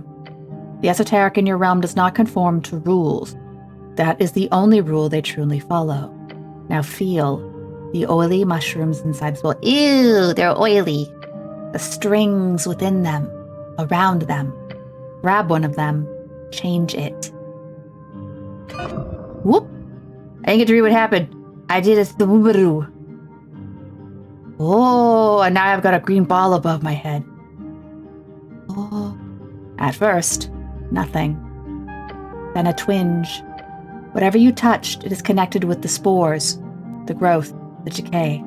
You did a little, but you did something. The elf nods. What did I do? You ruined my brew. Oh, sorry. Shit. Sorry. She laughs. You caused the fungi in the bowl to change acidity. It's subtle, but it's there. You performed the act of druidcraft, human. Oh no! Ooh, I can now unlock unique interactions with the natural world. Ooh. The goblin looks on, giving an uncharacteristically stunned expression. I did. She gives you a lecherous smirk. Nessun grabs the bowl and pours the mushy mushrooms onto the ground. The contents wriggle before you. Ah! They're wriggling. He looks up, reassuring. No, they're supposed to move like that. You do not perform that big of an esoteric feat. Not yet, at least. She chuckles and puts the bowl back on her desk. Ooh, I got 45 XP for that. Yeah. I love plates. Ooh. Uh-oh, I'm having a class conflict because I might secretly be a druid and not a cleric. Very well. What do you want to know, human? Yeah, I want to learn to speak with animals. Oh, thanks you. I'm assuming that's Grim, because I can't make myself, or rather, I don't redeem my own hydrates. Thank you, Grim. Maybe now I can talk to the griffin, and to the cat, and to that other thing, and the crab. That shouldn't be too hard. Here, a spell scroll to get you started. Yeah! Speak with animals, gonna go pray to learn it. Cast it when you have an animal to speak with, and you should be able to hold a conversation, as long as you can keep up. Can nature protect me? Of course, with barkskin. I do have a spell of it that's down in the roots, below the garden. If you pass by, take it. I keep a cache hidden underneath Lord Pooh. Lord Pooh. Ooh is Elvish for tree. Oh. Kind of animated tree? Something like that. We have a password. Just say, Minum Sexicus Puni. Puni! Those are from the Atelier games. Puni? Great. What does it mean? Flattery of the highest kind. It gives you a creepy smile. Just say the password and he will grant you access. Did you miss much? Oh, okay, so I'll give you the rundown, Van. So I finished the investigation of the tea shop, and the important bit, there was a dead body in there, an elf. And the thing is, for this setting, elves of the Elam clan are very rare. Only a handful of are in the city, so it's kind of a big problem that there was an elf in the shop, especially because the tea shop was supposed to be known as a dwarven haven for a specific political group. There shouldn't have really been elves in there at all. The explosion turned out to be multiple explosions. 9 fireballs being cast simultaneously. Yeah, the plot thickens. So that's why the fire got so hot. How did you get 9 fireballs being cast that fast? It turns out that there was an item in play called the Necklace of Fireballs. And the quirk about the Necklace of Fireballs, on top of being an extremely rare item, is that every time a fireball goes off of the necklace, the spell level rises. Fireball starts as a 3rd level spell. So by the time you get to the 9th fireball, it should have in theory reached level 11, which technically isn't a possible level in your D&D spell levels. You've got to level out at 9. But given the reports of the blue flame that some witnesses reported, it is possible the fire got that hot. Ooh. So anyways, I've been talking to this elf to try to learn more about the other elf, but she's a drow elf, so she kind of doesn't give a shit about the Ilum elves. But she did teach me to speak with animals, so now I have to go talk to every animal in this game. Maybe the griffin. The griffin apparently is here with a special guest. That's what Vera told me. Also, Vera's fireplace has a fire spirit living in it, and it's mean. And I tried to cast Charm Person on her, and now she's mad at me. Again. But yeah, can I have food? Certainly. There's a spell that would be very useful for you since you're on the run all the time. Good apple. It creates 5 apples. Apples! I love apples! Listen, I don't have that spell scroll. Sorry. I just remember I handed one to Moongore. She might keep one in the roots of Pooh. Oh, the bugbear. Yes, indeed. How wonderful. She really needs more socializing down there. Such a lovely woman. Quite the bite on her. The elf is quite the provoker. Horrible. Are the apples real or fake? They're real. I've customized the spell myself in the process of helping Sage Leaf's apple strains down here. Magically created, yes, but real. Cool. Well, the VOD will be there. So you can definitely check out like the detail, like the full details, in terms of like what that, because like definitely that first part of the investigation like was very worthwhile. Oh, we also found a brooch that potentially indicates like the political, like the noble family that the elf might have been part of. But unfortunately, we don't have much more on that. Unfortunately, probably the best place to go from there would be to talk to the angel again, because the angel might have ties through the coin lord, because the elves are also like one of the lord families. So we've got a bunch of leads. I think that the best way to put it is like getting into the tea shop has opened up so many leads. Oh, it's unofficially. Oh, that's cool. Thanks. I aim to be at the very least entertaining or interesting. All right. So important thing is I've learned to speak with animals. The other thing, the other big thing about the corpse was intact enough that it has a mouth. Therefore, speak with dead will work if I can find the spell. The necromancer Viskin gave me a lead to a necromancer he think will teach me the spell, but I have to find him. The other thing to note is that speak with dead in this setting is a 3rd level spell. I currently can only access 2nd level spells with my current level, so I will need to do some experience learning. But either way, we got a whole bunch of leads. And, the orc, Vera, gave me a job to do. And if I do the job, there's some implications that she might get me access to the warehouse, which right now is the best lead for where the Birdman who owns the tea shop may have gone into hiding. Because he may have tried to smuggle himself in a crate to get out of the city.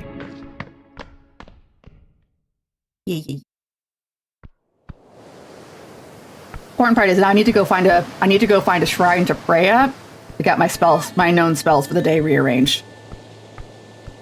Can I do that here? Oh, you got a pirate hat. That tree. Immortal foe, tree. Is the devil? Oh, the devil's not here no more. That things look interesting, but that's the snail society. Because there's a cat here. The cat's not there! Oh my god, where'd the cat go? No, that's not how stairs work.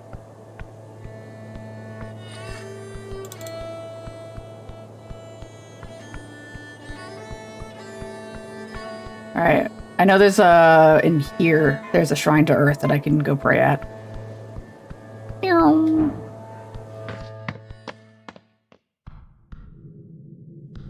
Heyo. Hey, duck. Here to pray. Prepare a spell. Nope. Sorry, I'm done. That was not what I wanted to prepare my spells. All right. So we got our druid craft. Oh, that's my cantrip. Okay, so that's just active, I believe. All right, so we want to speak with animals prepared. Grease, because that has never not been. Charm person is like doing nothing. Fucking nothing. I'm gonna get blessed for sure. Okay, well, I have a room for it, so I guess I'll prepare charm person. Still don't have any 2nd level spells. Alright. Hey, duck. Oh, they figured they got these rearranged. And, like, not looking poopy. Why am I stuck?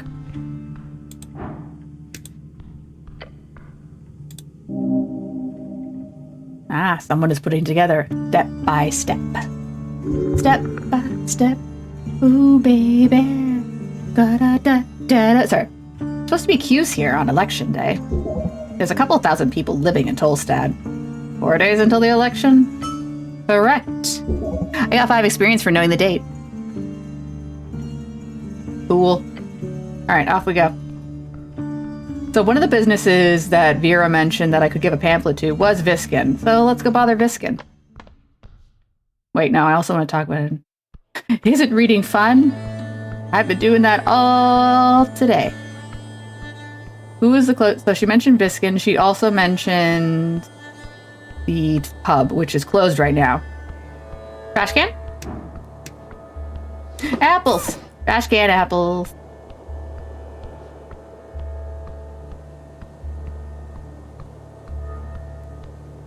Hey Viskin, you want a pamphlet?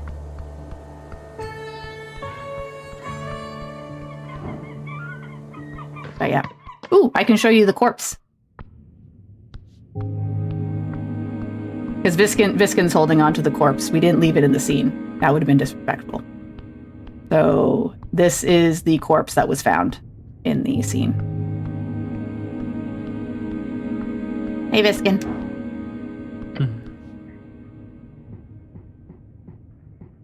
Yeah. Here's a thing from the Freestriders. Oh. He lifts it slightly, reading the text. An economic accord. How quaint. I have to hand them out. I know very well about the free way of business in the East. I have no interest in dealing with those methods unless I am forced to in the event of governmental shift, which, considering you have been instructed in handing these out, is most likely exactly what's going to happen. Thus, I will indeed most likely sign it in the end. He's being a bitch about it. Who cares? The future is coming, old man. Good. Not all I needed. Okay. Goodbye. I guess I could try going to the pub. I think the Sphinx will still be there at the minimum. This feels like Stand By Me a little. I actually haven't seen that movie, so I can't comment.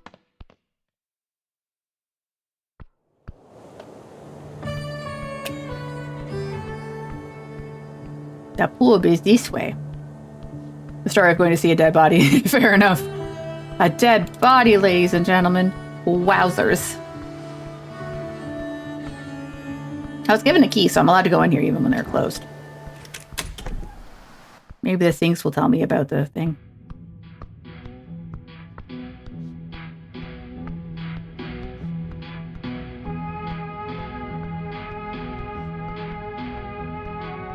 It's the big lady. Oh, you're still drinking, lady? The Sphinx takes a sip from her barrel of wine. Little one, she says and looks straight through you.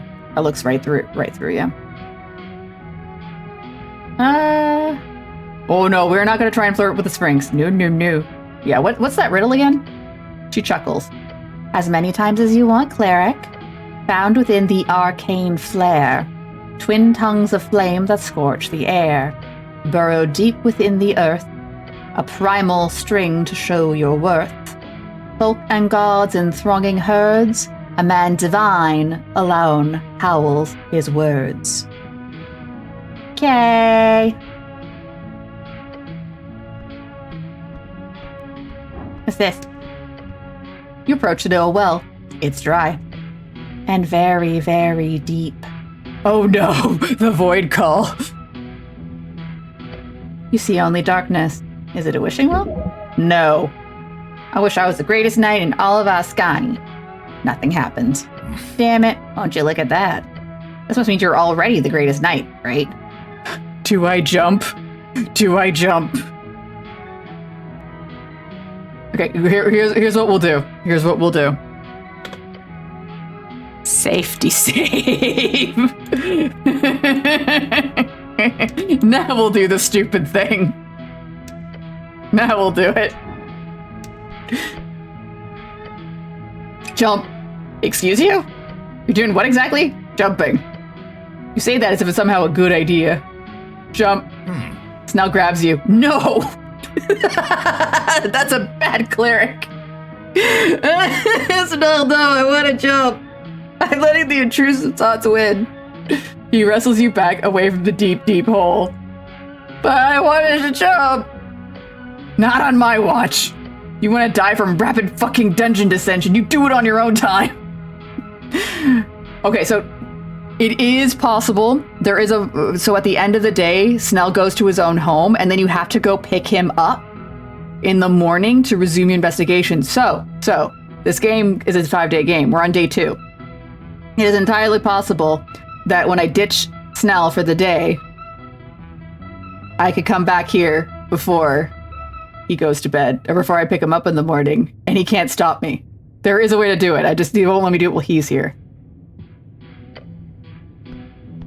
I'll be back for you, hole. There is no hole I have not jumped in.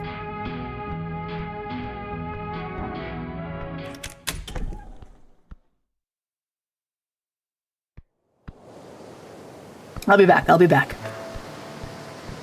Alright. So I'll have to wait for nightfall then for the owner of the Drunk Sphinx to give her thing, but there's other businesses I could find to give the pamphlet to. Like maybe this guy. Huh? Hey, it's you again. Buying something? Hey, do you know about the owner of the kiosk? Oh, my boss, Thalasos? He's a pretty nice merman. What do you want to know? Your boss is a merman? Yeah. He's in the river a lot. Likes fishing. What does he do? He stocks the stall, usually really early in the morning. Beyond that, I think he just does other stuff. He owns a bunch of properties around the city, so he's usually pretty busy. Can I talk to him? I guess. He's not very talkative, but he usually fishes behind the kiosk in the afternoons. That's his only break from work, I think. But don't tell him I told you. Okay, oops, I accidentally. Alright, I want to read. Oh, I intervened between those two. Oh yeah, I heard. That's good. I was worried something bad would happen. But don't tell Rollo I told you to go there, okay? I won't. It literally slipped my mind. It honestly literally slipped my mind. Good. You did great. You truly completed the quest like a hero. You know Frank, son of Frank? No, not really. His eyes shot open for a split second. He's lying. Just look at his eyes move around like that. We'll try. My charisma is my worst stat.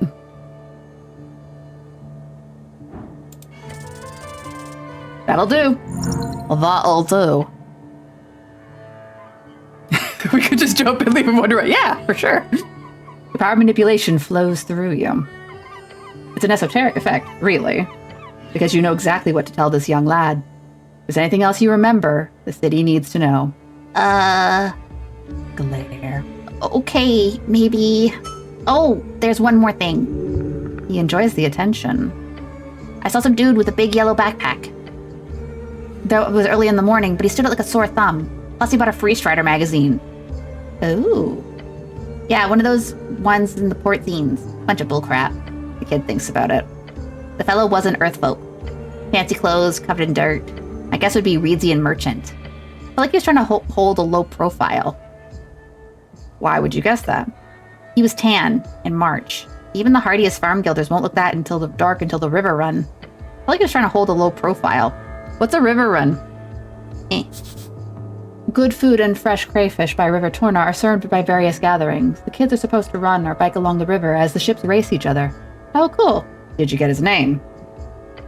I asked, since he was so out of place. He gave me a fake name and a thumbs up. Kid shakes his head. Ridiculous. Ask him, what was the fake name? Frank, son of Frank. Guy was fucking with me.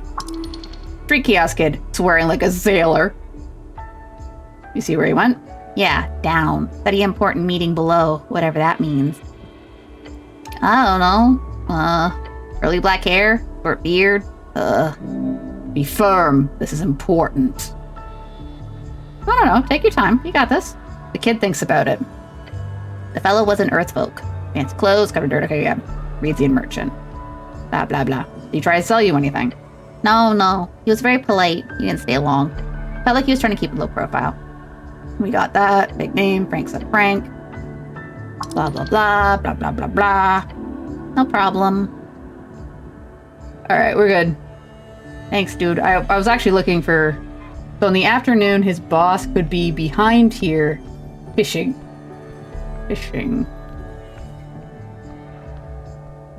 It is afternoon now. It's like 3:30. Maybe he'll be fishing. The water's this way, though. Oh, there's the little devil. He moved.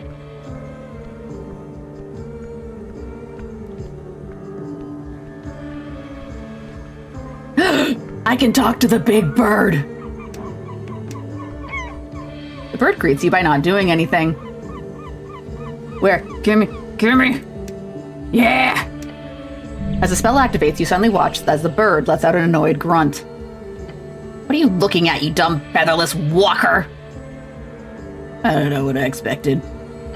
It speaks! The bird jolts and looks at you sideways. Who's this? One who speaks so bird-like yet does not carry wings. I'm the cleric. The bird lifts its neck up high. A proud beast. I am Faye, defensor of the coast, servant of Saint Sea. You are no feather, not enemy unless you break oath between our worlds. What's the oath? The oath of pieces. You low status would not allow your upper men to divulge such information, of course. It is the oath that tells your people to allow us to take your offerings, sacrifices. You mean the scraps? Holy scraps, he barks. Yes. The bird talks a lot. Who are you voting for in the election? Its eyes light up. The Holy See. The bird yells calmly. It flaps his wing violently. That's not a party. It should be. You better not be asking about politics, Claire. Don't tell me what to do. What has the bird about as it's voting? I'm gonna do it. So do you know about the tea shop explosion? The what? The tea shop, big fire over there. Ah, yes, it was the blue flames of death. The Lord of Water has spoken of it much. He knows. He knows this is a sign of the end times. As the featherless burn upon the end of the ebbing tide, those who stay seated will scorch like the burning coast. A second coming of the featherless hubris. And the doorways will open once more. The bird clears its throat. I'm not telling you who I'm voting for. The Holy See says it is so. I do not remember the rest. I need a drink.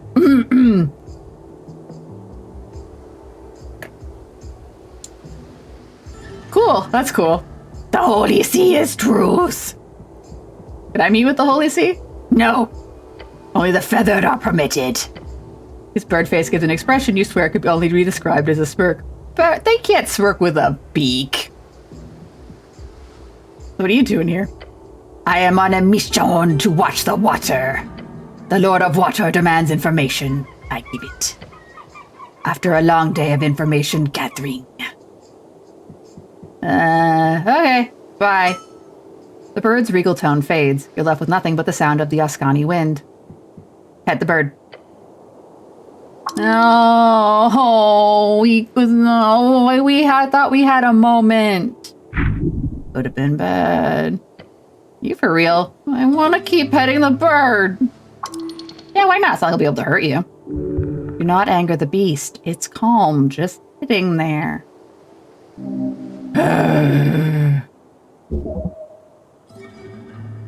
Fine. Let's go talk to the griffin. Can't find the cat. I can find the griffin. I know where the griffin is.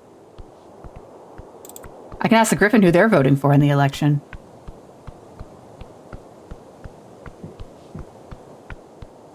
Guess I should also tell the angel about the dead body.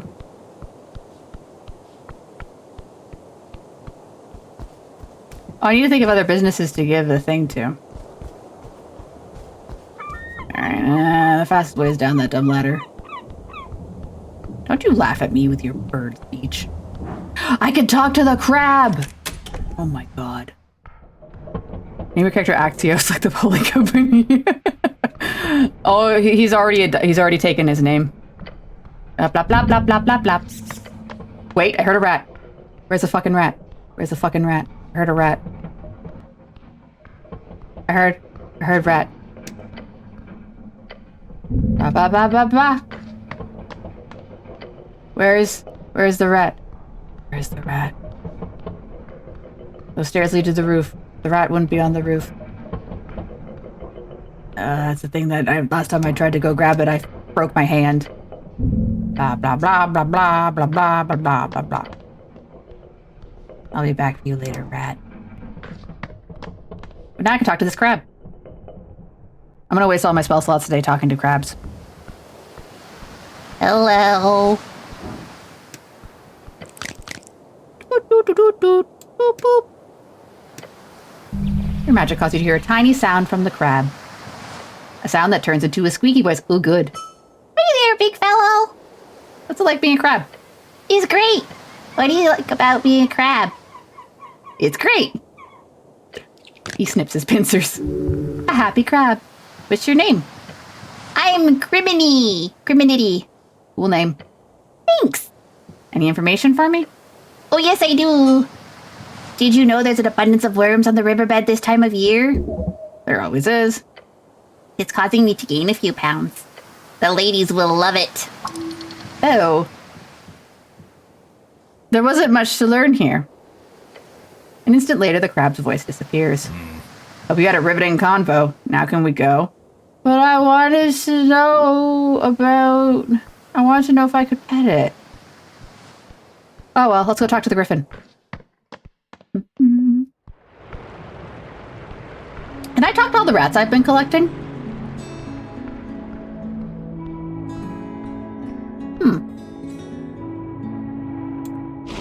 Like this rat. Oh, this rat gives me -1 charisma. Maybe I should not equip the rat. This rat gives me -1 wisdom. Alright, well I guess I'll unequip the rat. I'm sorry.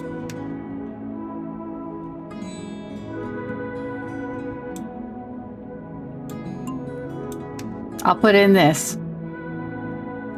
1d4 HP registration per hour. To the griffin. Or other businesses to hand out pamphlet. Does this guy count as a business? Nah, he's a fucking nerd. Hello, Griffin. I'm gonna cast Speak with Animals on you. Burp. No reason, the mythical beast looks at you with intelligent eyes. Hungry eyes. Can I pet the bird? Not a bird. Better. Reach forth and the griffin snaps you. Oh. But I wanna talk to it.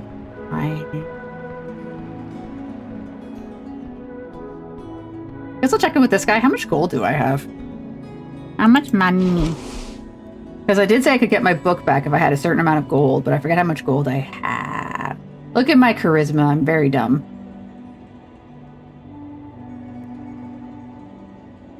That's why I fail everything. My charisma's been even knocked down further. Despite the fact that I'm proficient in it. Alright, do I have any feet?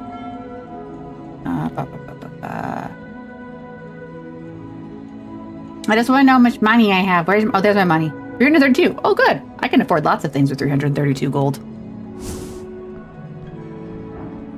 Hello. Sundown. Okay, let's go bug the bugbear.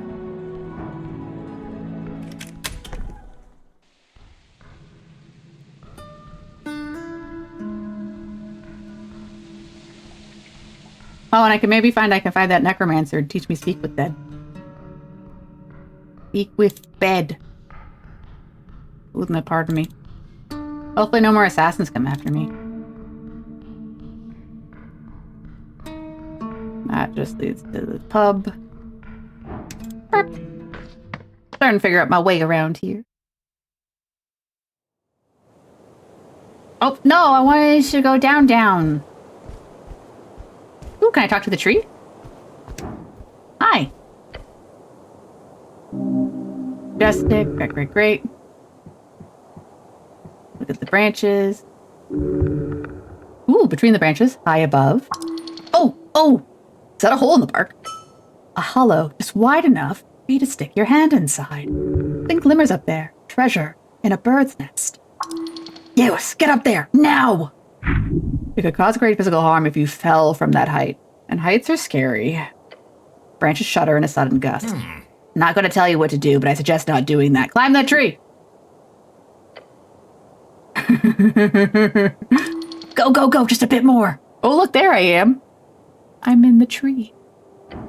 Please get down from there, cleric. I'm fine. Wrapping your body around the trunk, you lift yourself up. The bark is rough enough for you to get a pretty firm grip, despite the vertical nature of this feat you're attempting. 1 foot and 1 hand movement after another, each holding on to dear life. You take a deep breath and reach up, finally getting hold of one of the upper branches. You've done it! Heaving yourself the last way, you get a view you did not expect. A bird's nest, unguarded, full of shiny trinkets. Jackpot! Shove it. Money. Silver crowns going straight into your pocket. Nice. Thanks, birds. Polished stone. Shard of yore. Bleached white and polished rock doesn't look too valuable until it's in your palm. You feel the tingle. It's magic, baby. And the ring. Ring of protection. Damn. Retracing your steps, you soon find yourself back on solid ground. Hi, tree. I did a great job. Okay, I need to go down.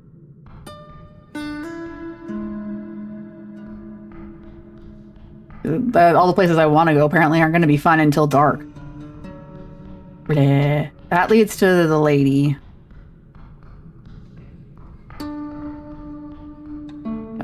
These are all residences. Nope.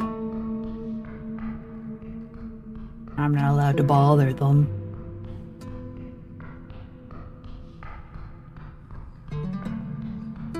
Here we go.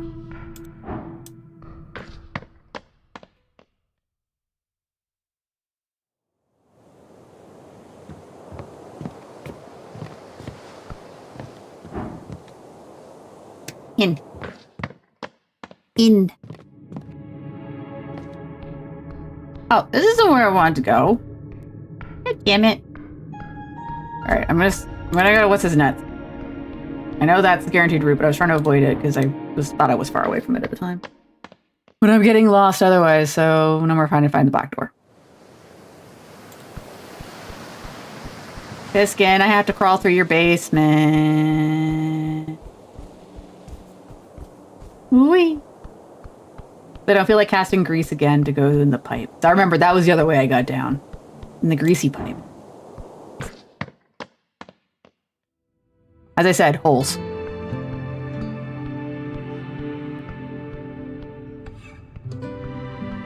If I fit, I slides. Or jump. There's a lot of apples down here.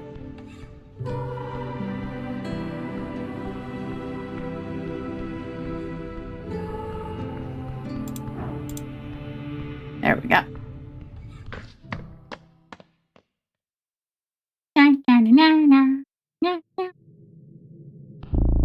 Oh.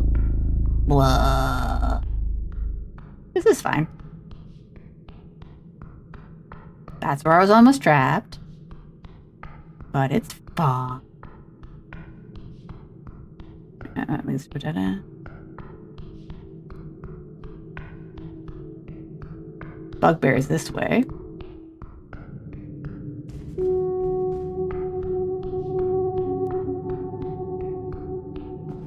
Heyo, can I have a spell piece?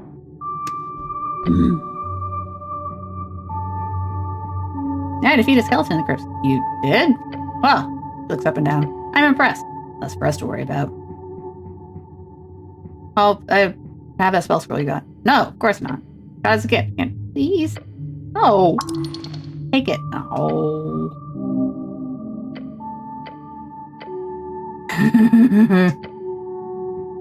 Okay. I don't want. I'm not a thief. That leads to the big snail.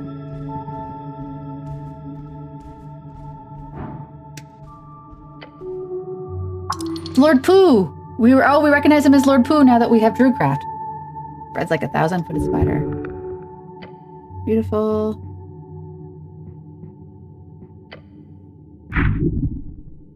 Ah, here we go. Minin Tekisis Wuni. The roots slowly, ever so slightly widen, revealing the goods within. Yay! The cache has been revealed. Lord Pooh allows you to loot its cache now. Thank you. Thank you, tree. Give me that. Oh, look at that. Ooh, I got barkskin.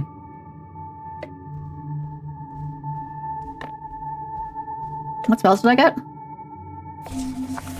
Alright, so we're still in first level. So barkskin will be in my second level slot. Nice, nice, nice, nice.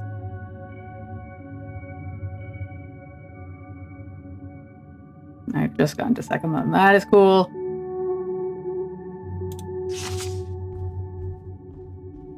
Alright. So the question now is, do I want to go... So the last time I tried to go this way, I got killed. Now, there was mention that if I go into the crypt, I should encounter the necromancer if I do the thing right. And he will tell me how to do Speak with Dead. Now, I already beat the skeleton in here.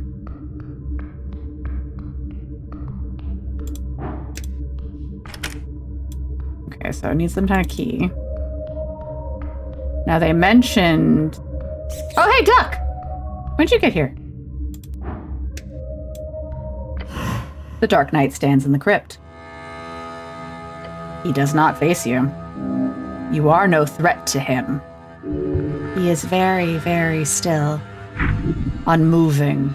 Unbreathing. Excuse me? His armor creaks. His body moves. A voice. Soldier. Well fought. Oh, the skeleton I killed earlier? He holds out a gauntlet towards the open tomb. Divinity hold ground. Feel it. Mm-hmm. This guy scares the shit out of me. Nell whispers to you. Such an edgelord. I know, isn't it great? What do you hold him out a hand towards? The string. One of utmost importance. It cradles here, within this one point. The first tomb of your god. Okay. Oh, no, not like that.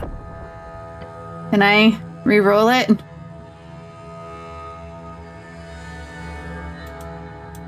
Dang it. I know you have there's like a shard of yore to like force a re-roll. Oh, thank you. I'm still not entirely clear how to use re-rolls though. Or if it's only meant for certain checks. Because you can like do short rest or long rest to force checks to refresh. Ooh, that hurt. Hi. Hi. Hi. Hi, Gwyn. Me. I tried to grasp the string and it was scary. You tried to what? I tried to grasp the string and it was scary. What string? The string of yore. Who's your mama? Nah. The fear lies within your heart. There's nothing compared to the sanctity of this place. I'm not enough. You are nothing. It is exactly what you are meant to be. Something has changed within you. It reminds you of that cantrip you used to cast all the time. Thaumaturgy. I learned a cantrip. Wow! I learned a cantrip by failing. Nice! Cast it. I mean, thaumaturgy is... I should have cast Bless before I did this check. Thaumaturgy is just what? A power swells within you. Do you need water or something? I'm good for now. Still have your drink? Yeah, I've got a bit of the drink left. I think I might be able to get through. So certainly doing the voice of one of the characters was the seagull voice was not taking it out of me. I mean, you choose the voices you make. I know, but I wanted the seagull to sound stupid. Ooh, use thaumaturgy to unveil sacred locations around the city. The Dark Knight says nothing more. He simply picks up his axe and leaves. You hear him take the stairs up the Temple of Earth, leaving you alone in the crypts. Hey. Ooh. The stone coffin rests against the wall. One of classical dwarven design, used for early earthfolk tombs. The lid is sealed tight, almost built into the wall itself. Ornate carvings cover the surface. Symbols of death and rebirth, all dwarven in origin, forge and hammer. Standard crypt work. Yeah, I was given instructions on this. It is integrated perfectly into the design. An iron ring serves as the grip. Rotate, then pull. Simple, elegant. Oh, rotate. You grip the carved skull. And twist. A soft click echoes from within the wall. Something has unlocked. Now pull. The handle resists for a moment. Then gives way. Now we can go talk to the necromancer. He could give me Speak with Dead so that I can ask the dead elf why they're dead. Revealing a narrow staircase descending into darkness. Cold air rushes up. Ancient. Stale. The smell of old magic. Oh boy. Even deeper, huh? Doom. Wait, what? Why is Doom Doom, the lair of a lich. Lich, an undead spellcaster of immense power, created and sustained by consuming the souls of mortals. They are capable of eternal life and carrying esoteric might. Scared? I'm not feeble-minded, if that's what you're asking. Feeble-mind, an 8th level enchantment spell. Okay. So yeah, I'm scared. He steals himself and grips his sling. Let's go. All right, I'm gonna have a whole bunch of food. And then this. There, look at me, I'm healthy. Look at me, I'm healthy. Ooh. Piece of candy. All right, I'm gonna look this up. How do I use these? Spend in dialogue to unlock. Okay, so you have to, so the bright rock fits your hand. You may use it. Spend in dialogues to unlock dice checks. Okay, so you have to be able to get back, I guess, into the check. Ooh, coffin. Open. Dream patch. What's a dream patch? Oh, I have 2 of them now. Small amount. Oh, it's a band-aid. Oh, you can be used to recover third. I don't even have 3rd level spell slots yet. Oh, look, it's a skull. Something. Elkrum mid star it. Something. Hey, buddy. Stepping into the hidden tomb, you see a colorful display of twinkling light through a gloomy and dusty air. An eerie altar, placed on top, a skull and several colorful gems. Valuable, too. Like, extremely valuable, but probably horrendously cursed, sadly. The skull is a sign of death. Don't touch anything. Just around. The shrine is quiet. The colorful gems cover its altar, as well as the eye sockets of the central skull. To think it's a sacrilegious and, quite frankly, ominous corner would be stashed away in such a holy place. This is Earth's original crypt, for God's sake. Is there no depth of depravity these cultists and undead enthusiasts can stoop to?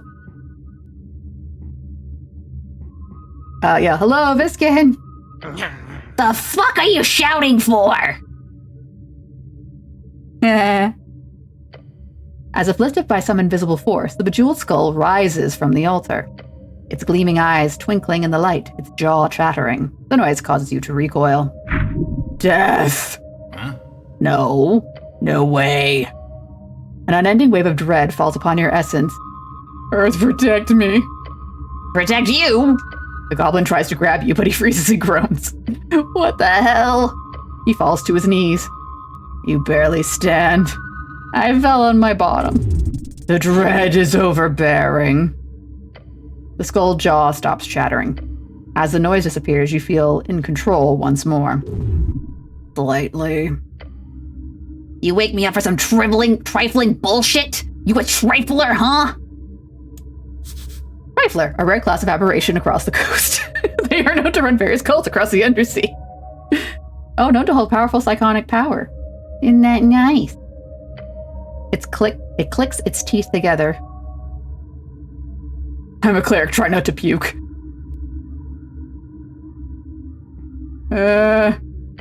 Cleric, eh? A cleric of a dead god.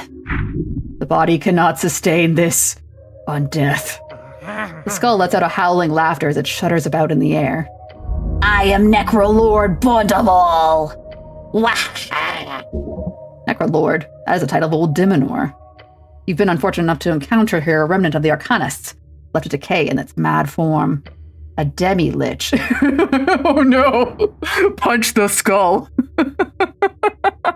No, we're not going to that void call. Oh, I do also have the ability to cast Inflict Wounds, but it's a necrotic. I'm pretty sure that's going to do fuck all against a skull, so we're not going to cast that. Viskin sent me. The skull stops. Viskin? What are you, an apprentice? No. Yes? Uh-huh. What kind of apprentice? Officially, Viskin is a mortician, so... mortuary stuff? So you're the first embalming student he's taken on ever? No way, hombre. Dentistry? He hasn't dealt in that horrid practice for years. You started up again? I don't believe you. I'm not really an apprentice. Hold on. Are you the cleric looking to speak with the dead elf? Yes. How'd you know that? He rattles a laugh, slowly spinning in the air. This can let me know all about your situation. How? The demi-lich clicks once. You're not very necromantically entangled, are you? No. I can see that. You see, I'm not some kind of horny wizard. What? The skull drops and flips around on the table. I'm a damn mage! You hear the goblin groaning. The lich is, surprisingly, not a threat. For whatever reason, his intentions are far more sinister. He intends to teach you something. Trained in the arts by hag-and-dim legends sent to fight on behalf of the greatest empire of yours, Arsprint. Necrolord is not some title, it's a calling, a dream. A dream of undead supremacy. One day it will be reached. You're the lucky one here, but I will help you guide you to a string attunement. A necromantic attunement. Okay.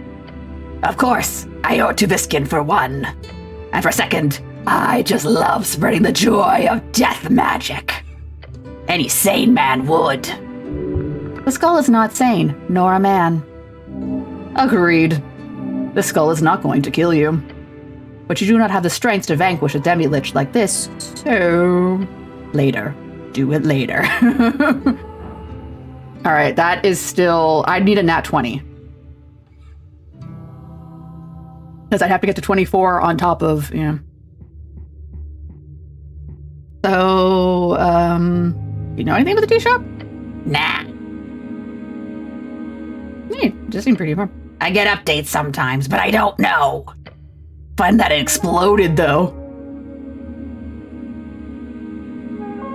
Yeah, why? It was probably a rogue wizard, or some kind of magic item mishap. Whenever a necklace of fireballs was smuggled from the floating cities down to the peasants, they'd always find a way to blow themselves up in the most spectacular ways. Hilarious! That used to be common. Not every day a village exploded in a fireball. Those necklaces were valuable. But sometimes someone smuggled one away from the front lines or off the factory floor. I was never into evocation magic for that reason. Too easy. I feel like we need to get this checked down. I think it also might improve with my levels. So what do you want to tell me about Viskin? Lovely bastard. I gave him a serious case of testicular torsion once. Can't believe he ever forgave me. Pure evil. The skull lets out a maniacal laugh. Just out of nowhere as a joke. The twirly twist. No. We had a little war going on, okay? I just left my position at the Fortress of Verdun. It was 30-ish years, I believe. Right when the Earthfolk had begun growing quite bold up River Torna. But I decided to sneak into your city here. That's what I saw him. An old opponent, Viskin. I immediately remembered his ugly mug and his rotten soul engineering. Wait, just how old is Viskin then?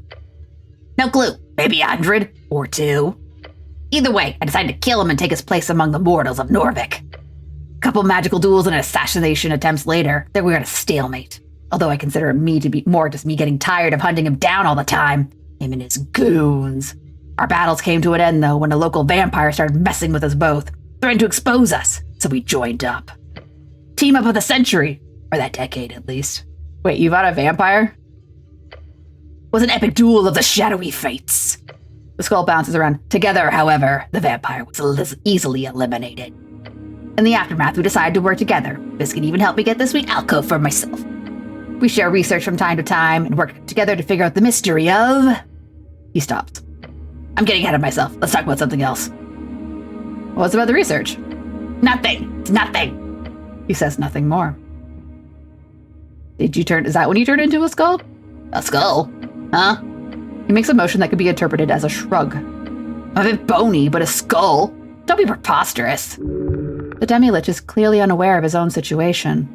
He's either deluded or there is some esoteric effect placed upon his memories. A memory-altering spell by Viskin, perhaps. Okay. That's really cleric. How'd you end up like that? Like what? So handsome?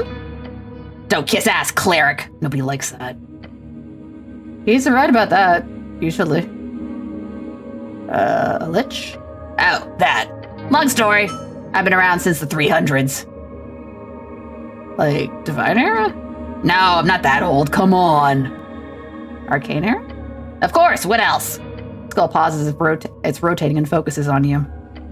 I'll talk your skin off, cleric. Please. No. Who taught you necromancy? A ghost, actually. Haunted the ruins inside my father's farmstead. Led me to my first spellbook. Taught me how to pull strings and fast-track my spell slot accumulation. His name was Uliana Prax, a wonderful, crazy harlot. Language. Those are her words. Uli the crazy harlot. Don't be so sensitive. The skull does a spin. She was captured by a high-ranking exorcist after I built my first squadron. Last I heard she was part of some Freestrider trade prince's personal collection. Kept her in a bottle. Like she's a genie or something. I would have gone with a fancy box myself. Or an urn. Cool. Enjoy the view. I guess I will try this. Because the checks will re-unlock later. What's the worst that could happen? I don't roll a nat 20? That's not a nat 20. Here we go. The skull does a little dance. The strings are always different for each school, aesthetically speaking. Everyone views them differently. Abjuration to me is steel. Evocation is lightning. Necromancy is flesh. Perhaps that can help. The Mad Demi-Lich offers you knowledge. You do not need it. Show him. Of course you can attune to necromancy easily. You're a genius. You can attune to any magic known to man or beyond. Do you remember? Yeah? Yes, all clerics underwent the Undeath Control class. They focus mostly on hostile destruction of undeath, not so much the management of it. But the teacher cast an animation spell to create a zombie for you all to train on. The strings were pale, like death. Oh, so I see it differently. He sees it as flesh. I see it as just death. All right, let's try. Yes, try it. He giggles in that sort of insane, creepy way. There are many strings. Twist this one. You do so, and string grows dark, black as night. It flies into your chest. Ow! I'm gonna scream and have a lie down now. Oh gods! You fall to your knees. They are weak. They cannot help him now, goblin. Maybe I can just... Whoop, whoop. Whoop. There we go. Little top up. He laughs. You did something, all right. Ow. You tossed a ton of negative energy right into your own damn heart. First time I've seen someone do that and live. Impressive. You are alive, aren't you? Not a zombie or something behind that thing in your head. I'm alive, I think. That's the spirit. Try it again later. You'll get it eventually. Maybe you should rest first, or something. He sounds worried. You should be. Don't throw yourself into doom like this. Can't you figure out something else to make it easier? You've understand it better now that you've seen the pale string. Okay, so the intelligence check has gone down, but I'm locked for the day. I could re-unlock it with these shards of yore, but I have to be careful. It's gone down from 24 to 19. It's still a very hard check. Because I would now at this point need to roll a 15 or higher to succeed. So, and failure is going to hurt me.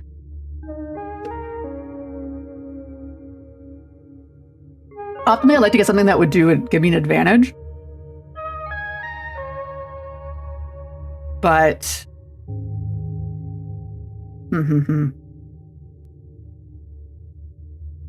We'll hold on that for now, I think. At the very least, wait until I'm a little healthier and maybe a little more shielded. Yeah, so like Shield of Faith. There's a few things I can do to kind of like recharge myself. So I feel like I'll do that before reattempting. But I'll come back to you. So Because like I feel like part of the reason why it's so challenging is because like as soon as I can question the elf, a lot of this is probably going to be blown wide open, right? Hey, little skeleton. As you know, assuming the elf saw what happened before the necklace of fireballs went off. That means also I should be careful about going to the city below because, again, I'm a little tired. Oh, okay, so there's okay, so manifest harmless wonder, assign supernatural false. Oh, I can cast it. Oh! I casted my cantrip. Now I've got little worldies. Look at that. So do I see anything different now? Oh, hey! Hi!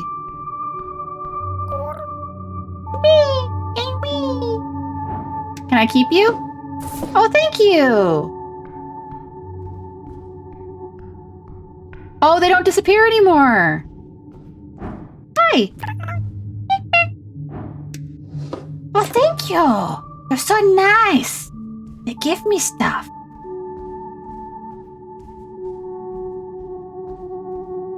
Oh, it's a little daisy pine cone. Okay.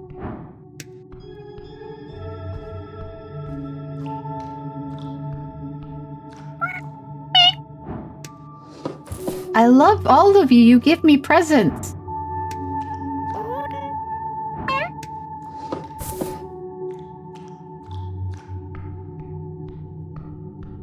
I'm stuck. I'm stuck again.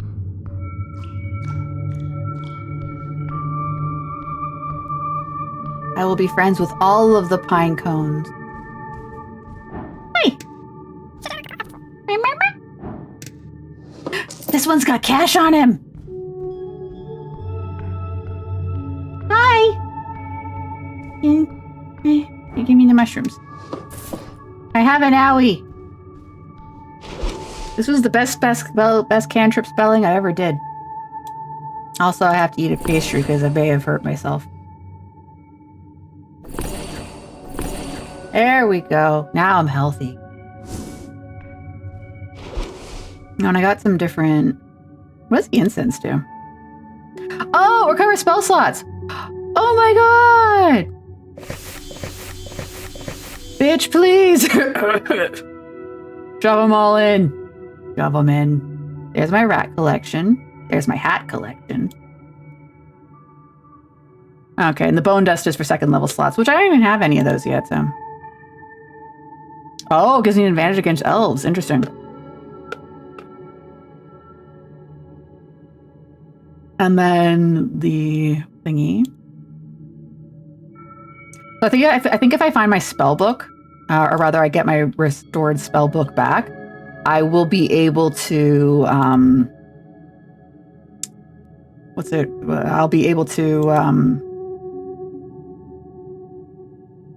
that's dexterity. I'm going to put this back on. Once I get the spell book back, that might make the intelligence check better for learning the necromancy sphere. Okay. My hat. Oh, that's what's messing with my charisma.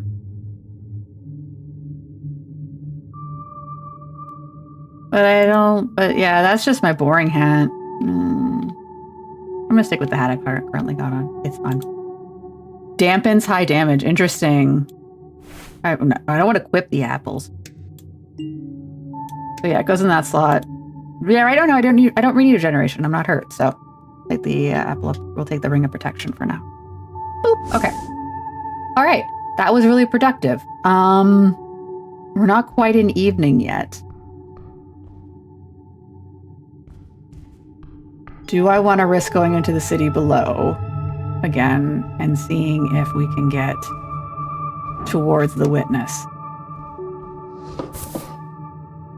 The roper killed me pretty soundly last time. You know what? That's why we have saves. If the roper kills me again, then I know better.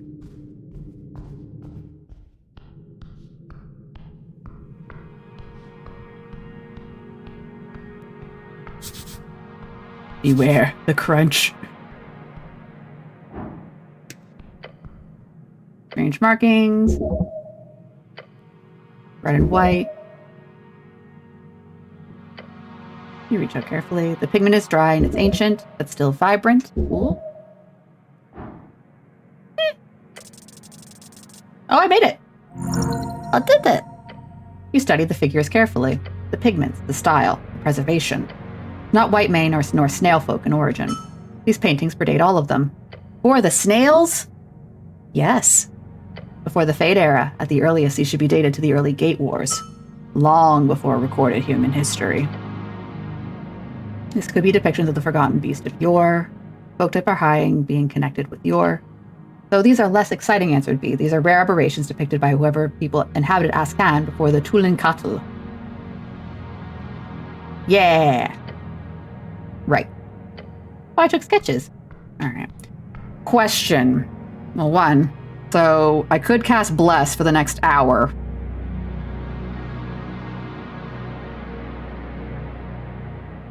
There is also Shield of Faith. I forgot how long the duration is on that. Okay. So that'll be in my spell book, actually. Shield of Faith. Shield of Faith. How long is it? Casting time on bonus action. Range. Duration, concentration up to an hour. Okay. So that's also Bless, so I don't think I can have them both simultaneously. And time only moves when talking happens. We cast the blessing. The blessing. Oh, that could also make that check for the intelligence better. I'll keep that in mind.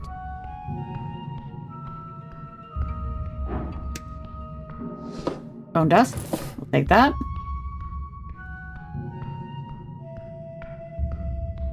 Here was the funny hat. A yellow hat? You grab the smooth fabric. Yeah, this is like 1,000 crowns worth of esoteric cloth. Whoever dropped this was either rich as shit or had to run from something real dangerous. Your companion looks around, a bead of sweat rolling down his brow. Our Frank must have gone through here. Keep an eye open. My hat. Alright, so the roper is there. Dead body. Esoteric lockpick. Cool.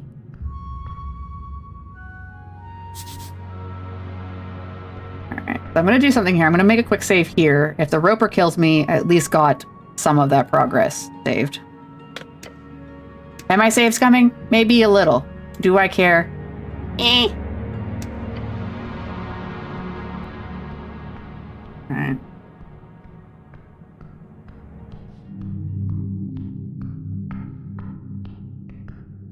I appear to have avoided the roper by going left for now.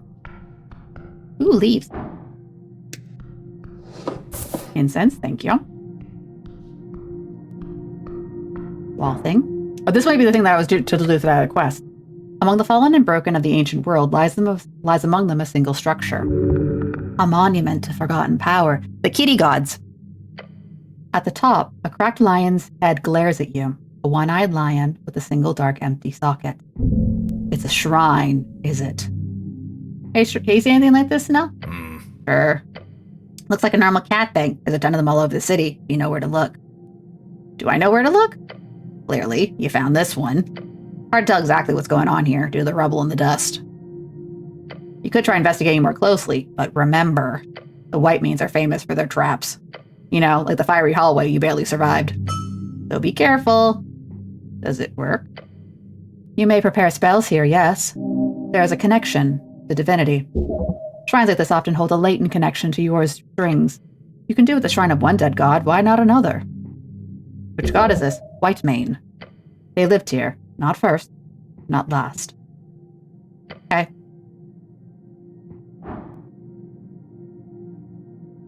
Sure. Investigate the shrine.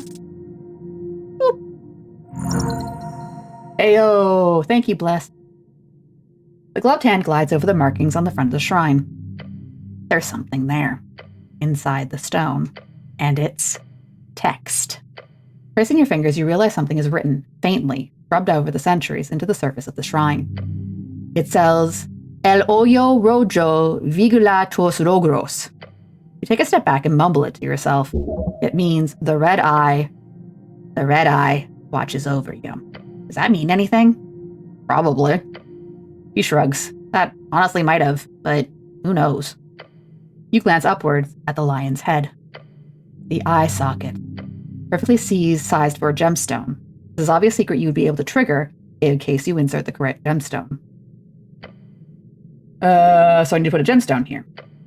Yes, either a ruby or a yaxinth would probably be a rather practical guess. Red ones for the keys. These barbaric civilizations, if you can even call them that, we're all the same. Shiny rocks and mysterious temples use as esoteric triggers. And I guess we'll find one. Indeed. Well, I'm not going to poke my finger in it, but something is missing. Perhaps. Let's prepare some spells.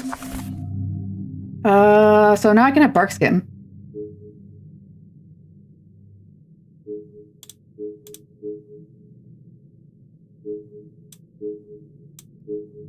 I mean, if I can repair them all, I'm going to take them all.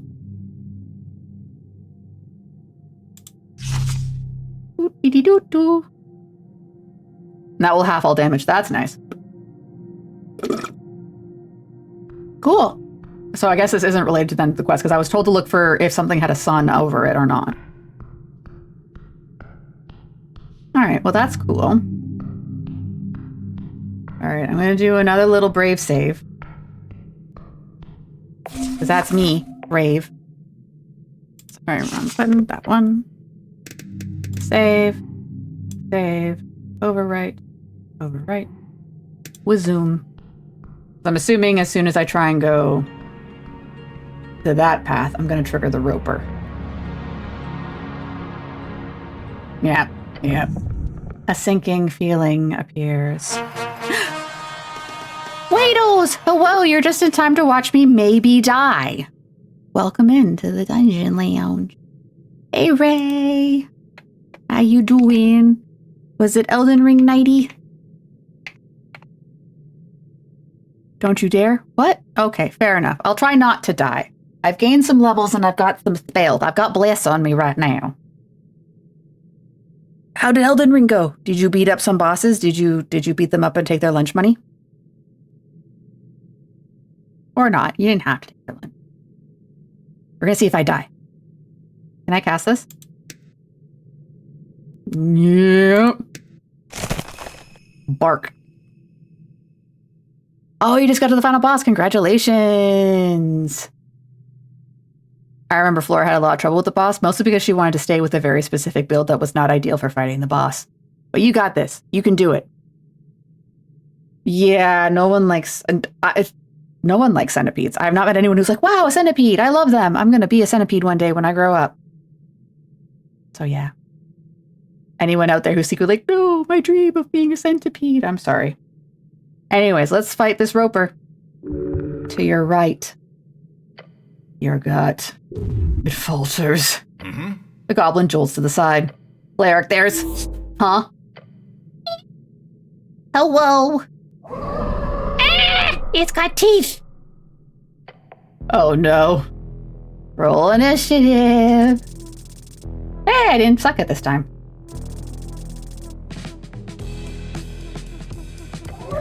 One of the stalactites had sprouted a particularly nasty-looking maw. How did I not notice that? It was hidden perfectly. A monster. Punch it! Once you get control of your muscles again, that is, it appears you have been ambushed.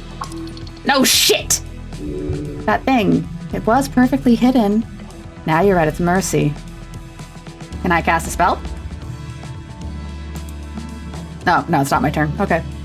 Really nothing I can do here? Pray. Waste of time. Try screaming instead.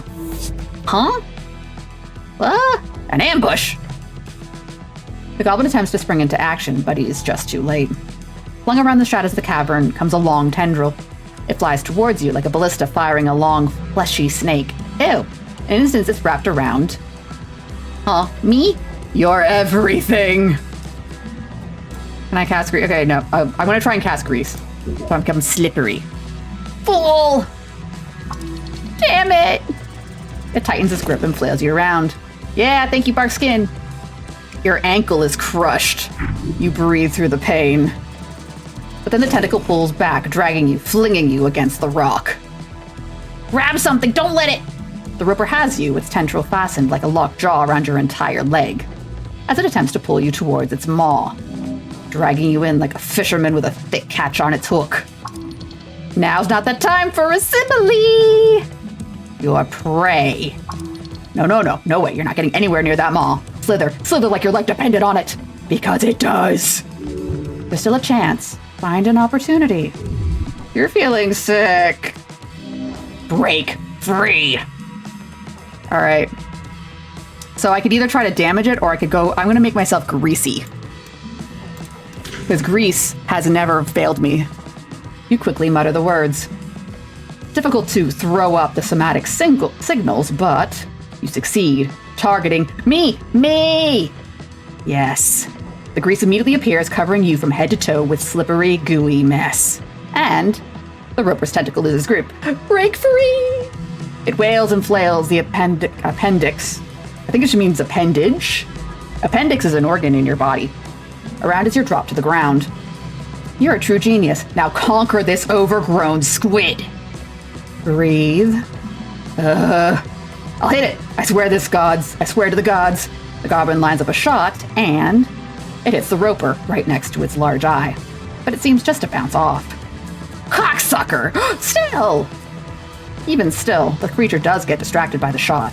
The roper lashes out again, striking at your legs. It hits, causing you to fall down on your knees again. The roper roars.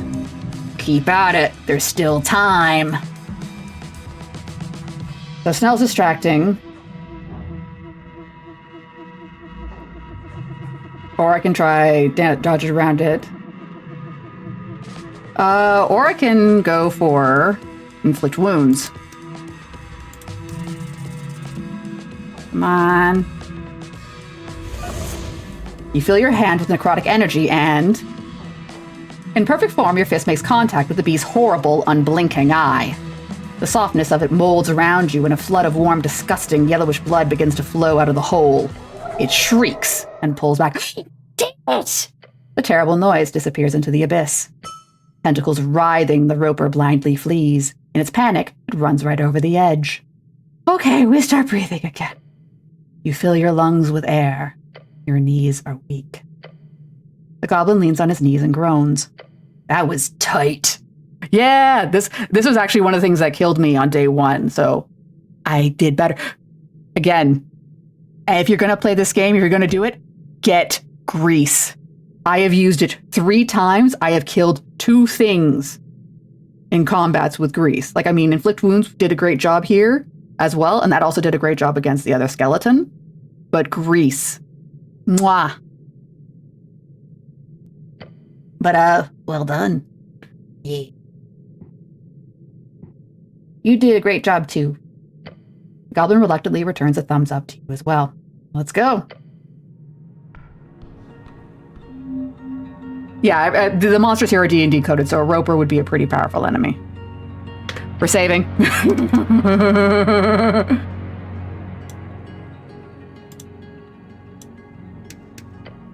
God knows what we'll encounter next. The roper may have been what caused Frank, son of Frank, to flee, but... actually, also I'm going to do a little inventory. I'm going to huff a bunch of incense to get my spell slots back. And then I'm going to eat a bunch of apples. And we good.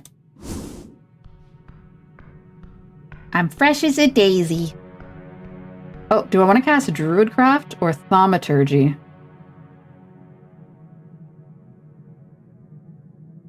Sure, let's do Thaumaturgy. Oh, I've got a little... Oh, and... So Barkskin's still in effect. Okay, yeah, Barkskin would have removed Bless, though. We're gonna switch back to Bless. Yeah, okay. We'll put these barrels here. Oh? Who opened the door? Whoomst. Ah, it's a one-way door. Okay. Oh.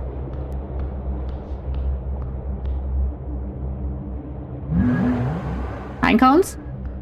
Pine cones, I have 11 else, which I could thaumaturgy then. Hello? What we got in here? Potion of healing. Always good, always good, always good aid. This seems important over here. Look, block of cheese. Why can't I have the block of cheese?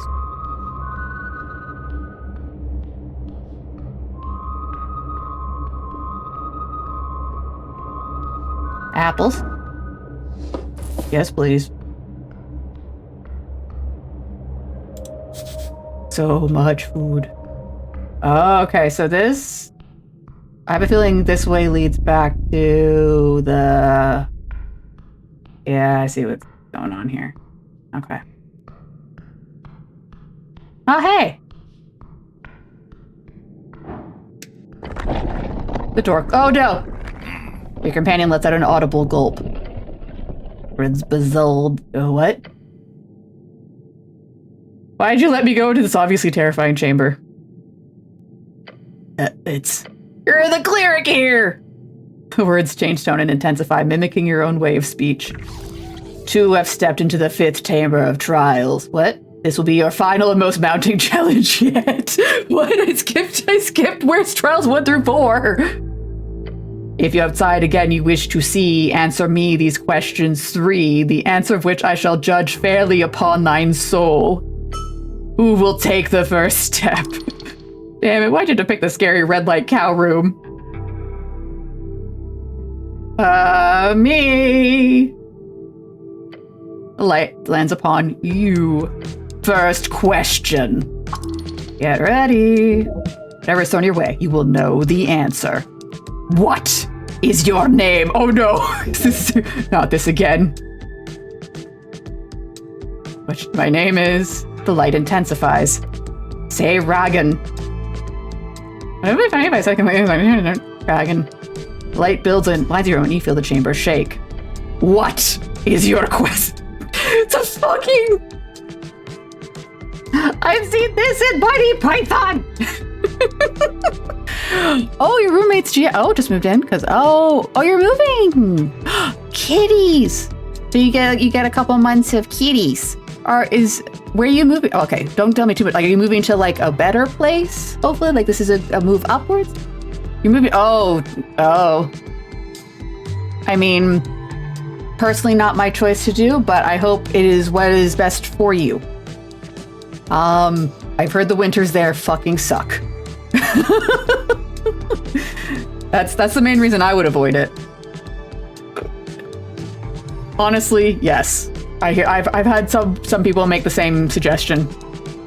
Oh, you went through? All right, then you've got the practice.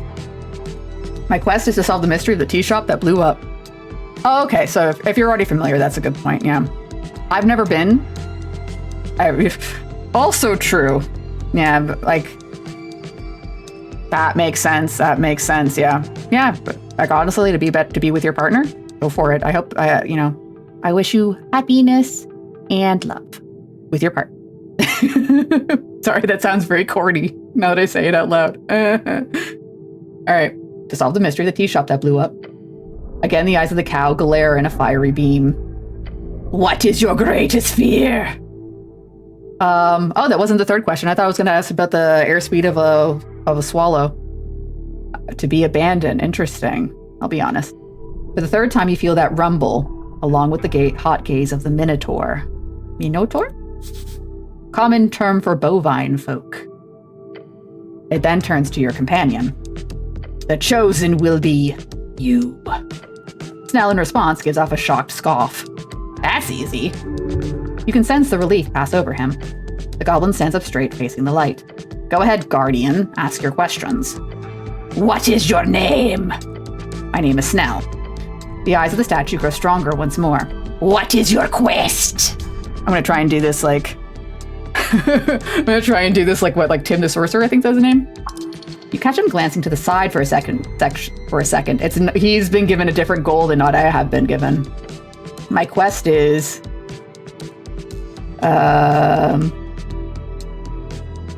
Focus. He waves a claw at you. That means shut up. My quest is to serve Lady Sageleaf. Again, it rumbles and you get the crescendo of that final third question. Nothing bad yet. Very nice. Snell looks confident. What is the scholarly definition of numinism?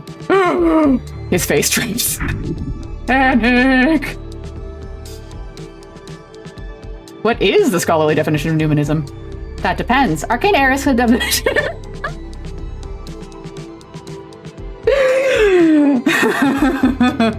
In other words, this is 100% a joke on Monty Python. It's replace numinism with swallow, and you've got the Monty Python joke.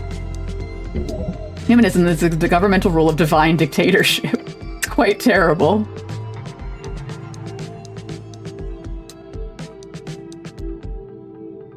Attempt to show Snell what numinism means. The goblin has his eyes fixed on you as you hold up your hands.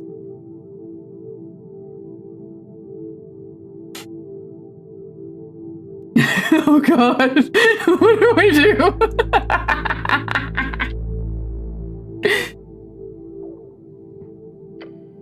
His eyes are full of panic as you spend precious seconds waving your hands around. His panic overwhelms him. He is unable to even begin to focus on your attempt to communicate. Unfortunately. He opens his mouth to speak, still staring at you, dumbfounded. What the fuck are you doing? Oh. Beneath you, a sea of spikes! Oh! No, no, no! Do I have a rope? Microseconds, that's what you've got. Grease? No. But somehow you do manage to stretch out, sprawl out with your hands landing on rough stone, and your feet, well, let's just say, you're in a bit of a shitty position. Oh no! Do not move! Let's just relax. I'm sure there's a way to solve this. Yeah, good, keep holding. The goblin attempts to take a step down your lower back. Your feet slip an inch. Ah! Shit! Your entire body is quaking. Yeah, maybe I should have gone for 2. You cannot hold this for long. Okay, new plan. Cast Spider Climb. I don't have that. You don't have Spider Climb. Why would I have it? I don't know. Why would you? I can't think of a single useful situation for it. You did used to have Spider Climb in your spellbook before the river took your collection. Alas, you will have to do this the brutish way. You're gonna die here. Hold out. Let him climb off. Wait, if you fail at holding on, won't that kill you right away? You will hold on. That's not an answer, buddy. Okay, so the Constitution check is the safer check. And I've got bless. We got bless. We're blessed. We're blessed. We're blessed. Blessed by the Lord. Tell him you can hold. Do it.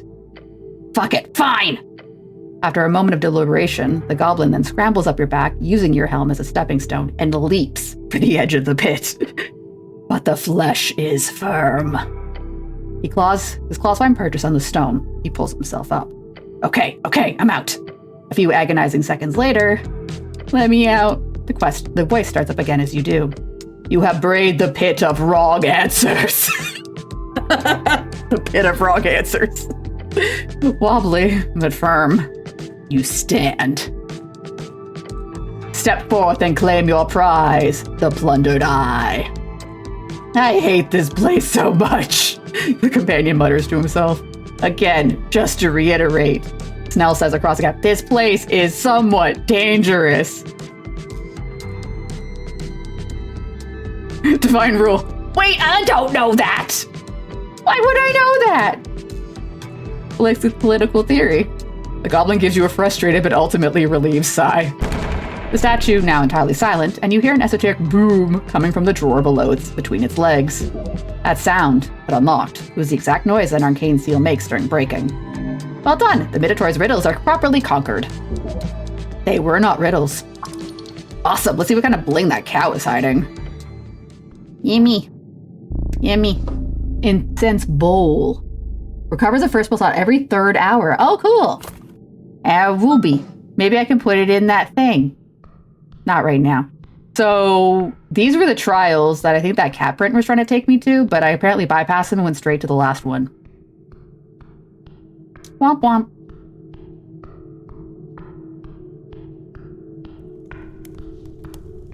Ooh.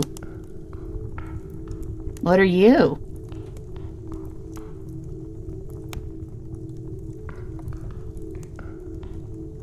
I don't know if I should touch that. Behold. That's an esoteric pocket. Avoid it. Okay. I've been told not to touch it. Do, do, do, do. Do, do. Bag! A grill and some crates. At the end of the sewer path, you encounter a stove. Around it, some crates and what looks like a ragged bedroll. This is a camp. We've got ourselves a big sewer rat here. Crocodile!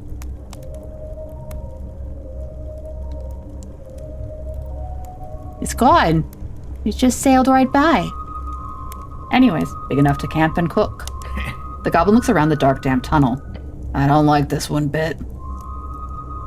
Feel the stove? It's not entirely cold. Recent, huh? Is it normal? No, cleric. Norvik sewers are notoriously dangerous. We saw a crocodile or an alligator go by.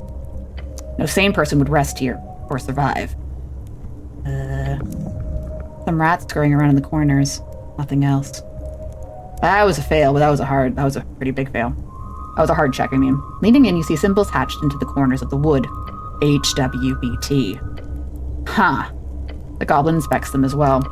We've had shipments going missing on Water Lane in periods. Now I know where they end up. He taps the crate. Spices. He taps another. Potatoes. Potatoes! Yes, it's food crate. Food? Just food. Over time, it's been a lot. Yes, these crates hold food. And it's been done over time. Is this where the Birdman went to hide?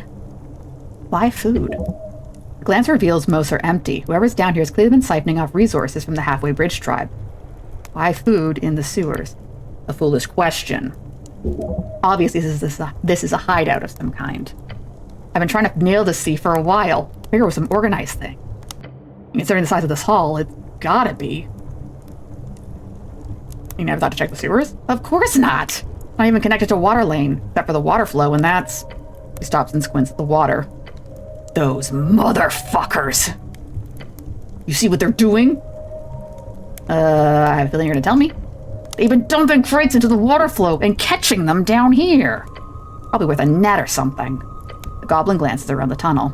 Diabolical. I'd be impressed if it wasn't my job to keep track of this shit. A hunter. Oh shit! Everyone look at the corner.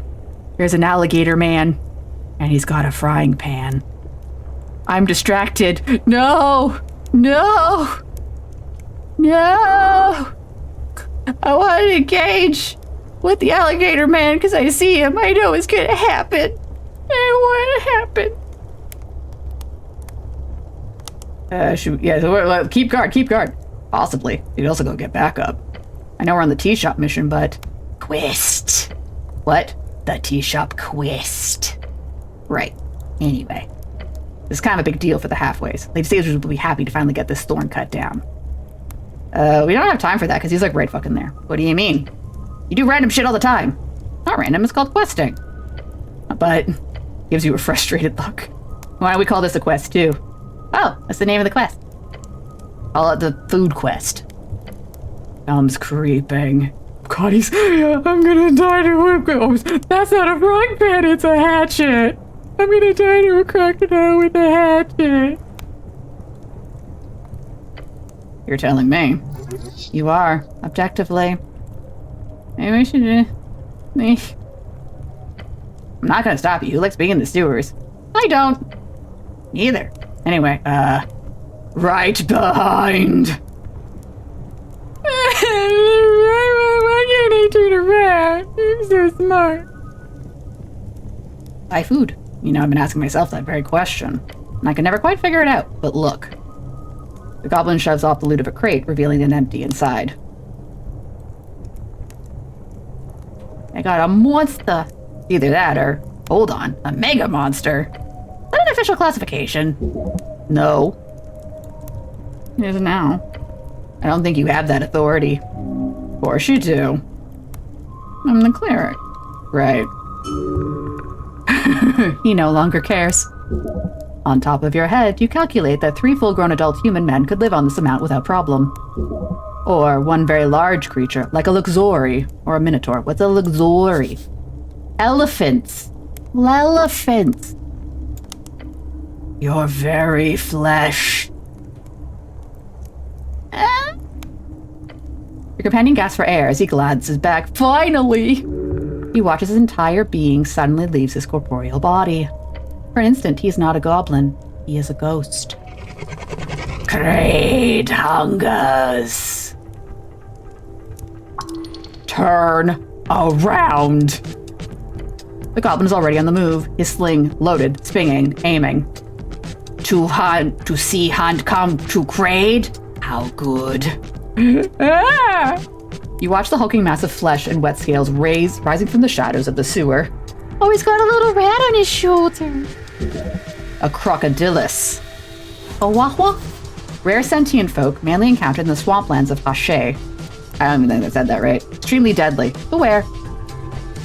It towers over you, its gaping maw wide into what be construed as a mocking smirk. Barkskin time! I want it! Ooh. Oh good, I tied with the croc. Earth bless your soul. Ooh, Nell did good though. Nell's sling creates an incredible sound, echoing down the tunnel. He lets his stone fly in a powerful blast. The projectile hits the monster right in the neck, causing him to let out an angry growl. As if all the playful toying with his food was suddenly over, the croc-like creature lunges forward. Silent and focused, it reaches your face, an entire body enveloping you with its maw. Then bites down. You manage to squirm out of its grip before it rips your being into shreds. Blood is lost. Can't let that happen again. Shit. What? Bow down before it is too late. You are food.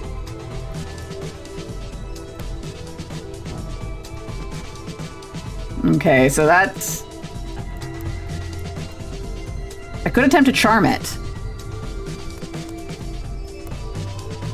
The spell ends, this creature will know it was charmed. Honestly, fuck it. Try it. Then if it doesn't work, I'll just cast grease on myself.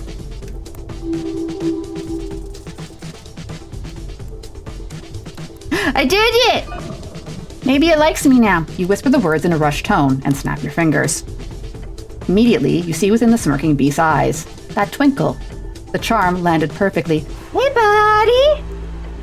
It stops. A creeping, croaking noise comes out of its maw. What are you?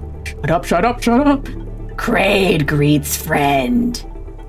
And friend's little snack. The goblin takes a deep breath, leaning on his knees. I'm a little snack, all right. What does he mean by that? That does not mean anything. The goblin is delirious from adrenaline. Kraid offers guidance to friend. How goes the hunt? The beast has a different tone with you now, as if his bloodlust was instantly sated. Tell me about yourself. Kraid follows the hunt. This is all about Kraid. You want to not kill us? It looks you up and down. Kraid does not kill. Kraid cannot kill. I think because he just sees us as food. That's good. Kraid cares not. Gods be damned. Why does it feel like this fight's not over yet? Did you steal? Steal? Kraid take what Kraid needs. Why are you down here? Kraid lurks until next hunt. When's that? Soon. Nice. Horrifying and vague. Whom do you serve? Kraid hunts for Bulbaslop. Wait, is he looking for the Lich? Like, I think he's getting the name wrong, but... Oh, I thought... Oh, no, we're still considered to be in combat. Okay, okay. Sad face. You're God? God? The crocodile stops and thinks for a moment. Then he says, Master. that's like one of those fairy tale titans, I think. Creepy. Okay. Hope you know what you're doing, cleric. As the charm spell fades from the beast's dead eyes, it lets out a rumbling noise. Kraid is bored. You are a cleric, no? The goblin takes a deep breath, then he hisses at you under his breath. Do not push your luck. Yes'm. Do not be trouble. And Kraid will not be trouble. The beast lumbers over to the encampment. You look on, taking heavy breaths. Snell leans on his knees. He appears to be shaking. Adrenaline running out. Weak knees, dizzy skull. Kraid sits on a crate in front of his little stovetop. Hunt is done for daytime. Now is rest and cooking. Okay. He's got a little rat. He's got two little rats. We're gonna have a little snack break. I'm had an owie and now I want to. Apples protect me. Okay, there we go. Whew. We're just gonna save. We're gonna save right here. Woo! Alright. It is 11 o'clock. I did not die to the Minotaur statue or the angry crocodile. This is probably a good place to call it before I push my luck any further. So I will say that was well done with, like, you see it coming. Like, they did a good job setting that all up. It didn't just, like, oof. Oh, and I ran out of... I think our bless is about to run out. Oh. Okay. Alright. We're gonna snooze that. Alright. Whew. I hope everybody enjoyed seeing more Esoteric Ebb. I think I made a lot of good progress today. I survived. I fought a roper and didn't die. I encountered a lich skull and I didn't die. And I encountered a crocodile man and didn't die. And a minotaur. I survived a lot of things today. And we found a corpse. Like, there was a lot of good progress today. I'm very pleased with myself. I still can't find the bird man, but we'll figure that out. Anyway, thank you again, Ray, for the raid. Very much appreciated. Thank you. In terms of what's coming up for the rest of the week on the Dungeon Lounge, Grim and I will be back on Sunday, continuing our playthrough of It Takes Two. We're at the part, if you're familiar with the game at all, with the wasps. All right, going into next week, I'll be back on Tuesday at 8 p.m., continuing my playthrough of Silent Hill F, which has definitely not been traumatizing, and I'm definitely not worried about the well-being of everybody in that game. Anyway, continuing on, Thursday, Grim will be back. I believe he's planning to continue his playthrough of Fable 1, the Anniversary Edition. I think he said he was close to the end of the main campaign. I think his plan is also to do the DLC quests and stuff like that too. And then next Friday, 8 p.m., I'm back here. More Esoteric Ebb. More not getting eaten by crocodiles. Yay! Anywho, if you haven't already, you can catch the Dungeon Lounge on the various socials. That includes our Blue Sky YouTube, if you want to check out our VODs, as well as Discord. I'll get there. For a second, I forgot what Discord was. Anyway, with all that taken care of, time to find someone to raid.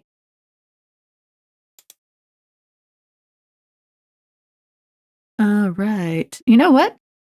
Koslowski is live. playing something called Summer's Heartbeat. Let's find out what that is. Do, do, do, do.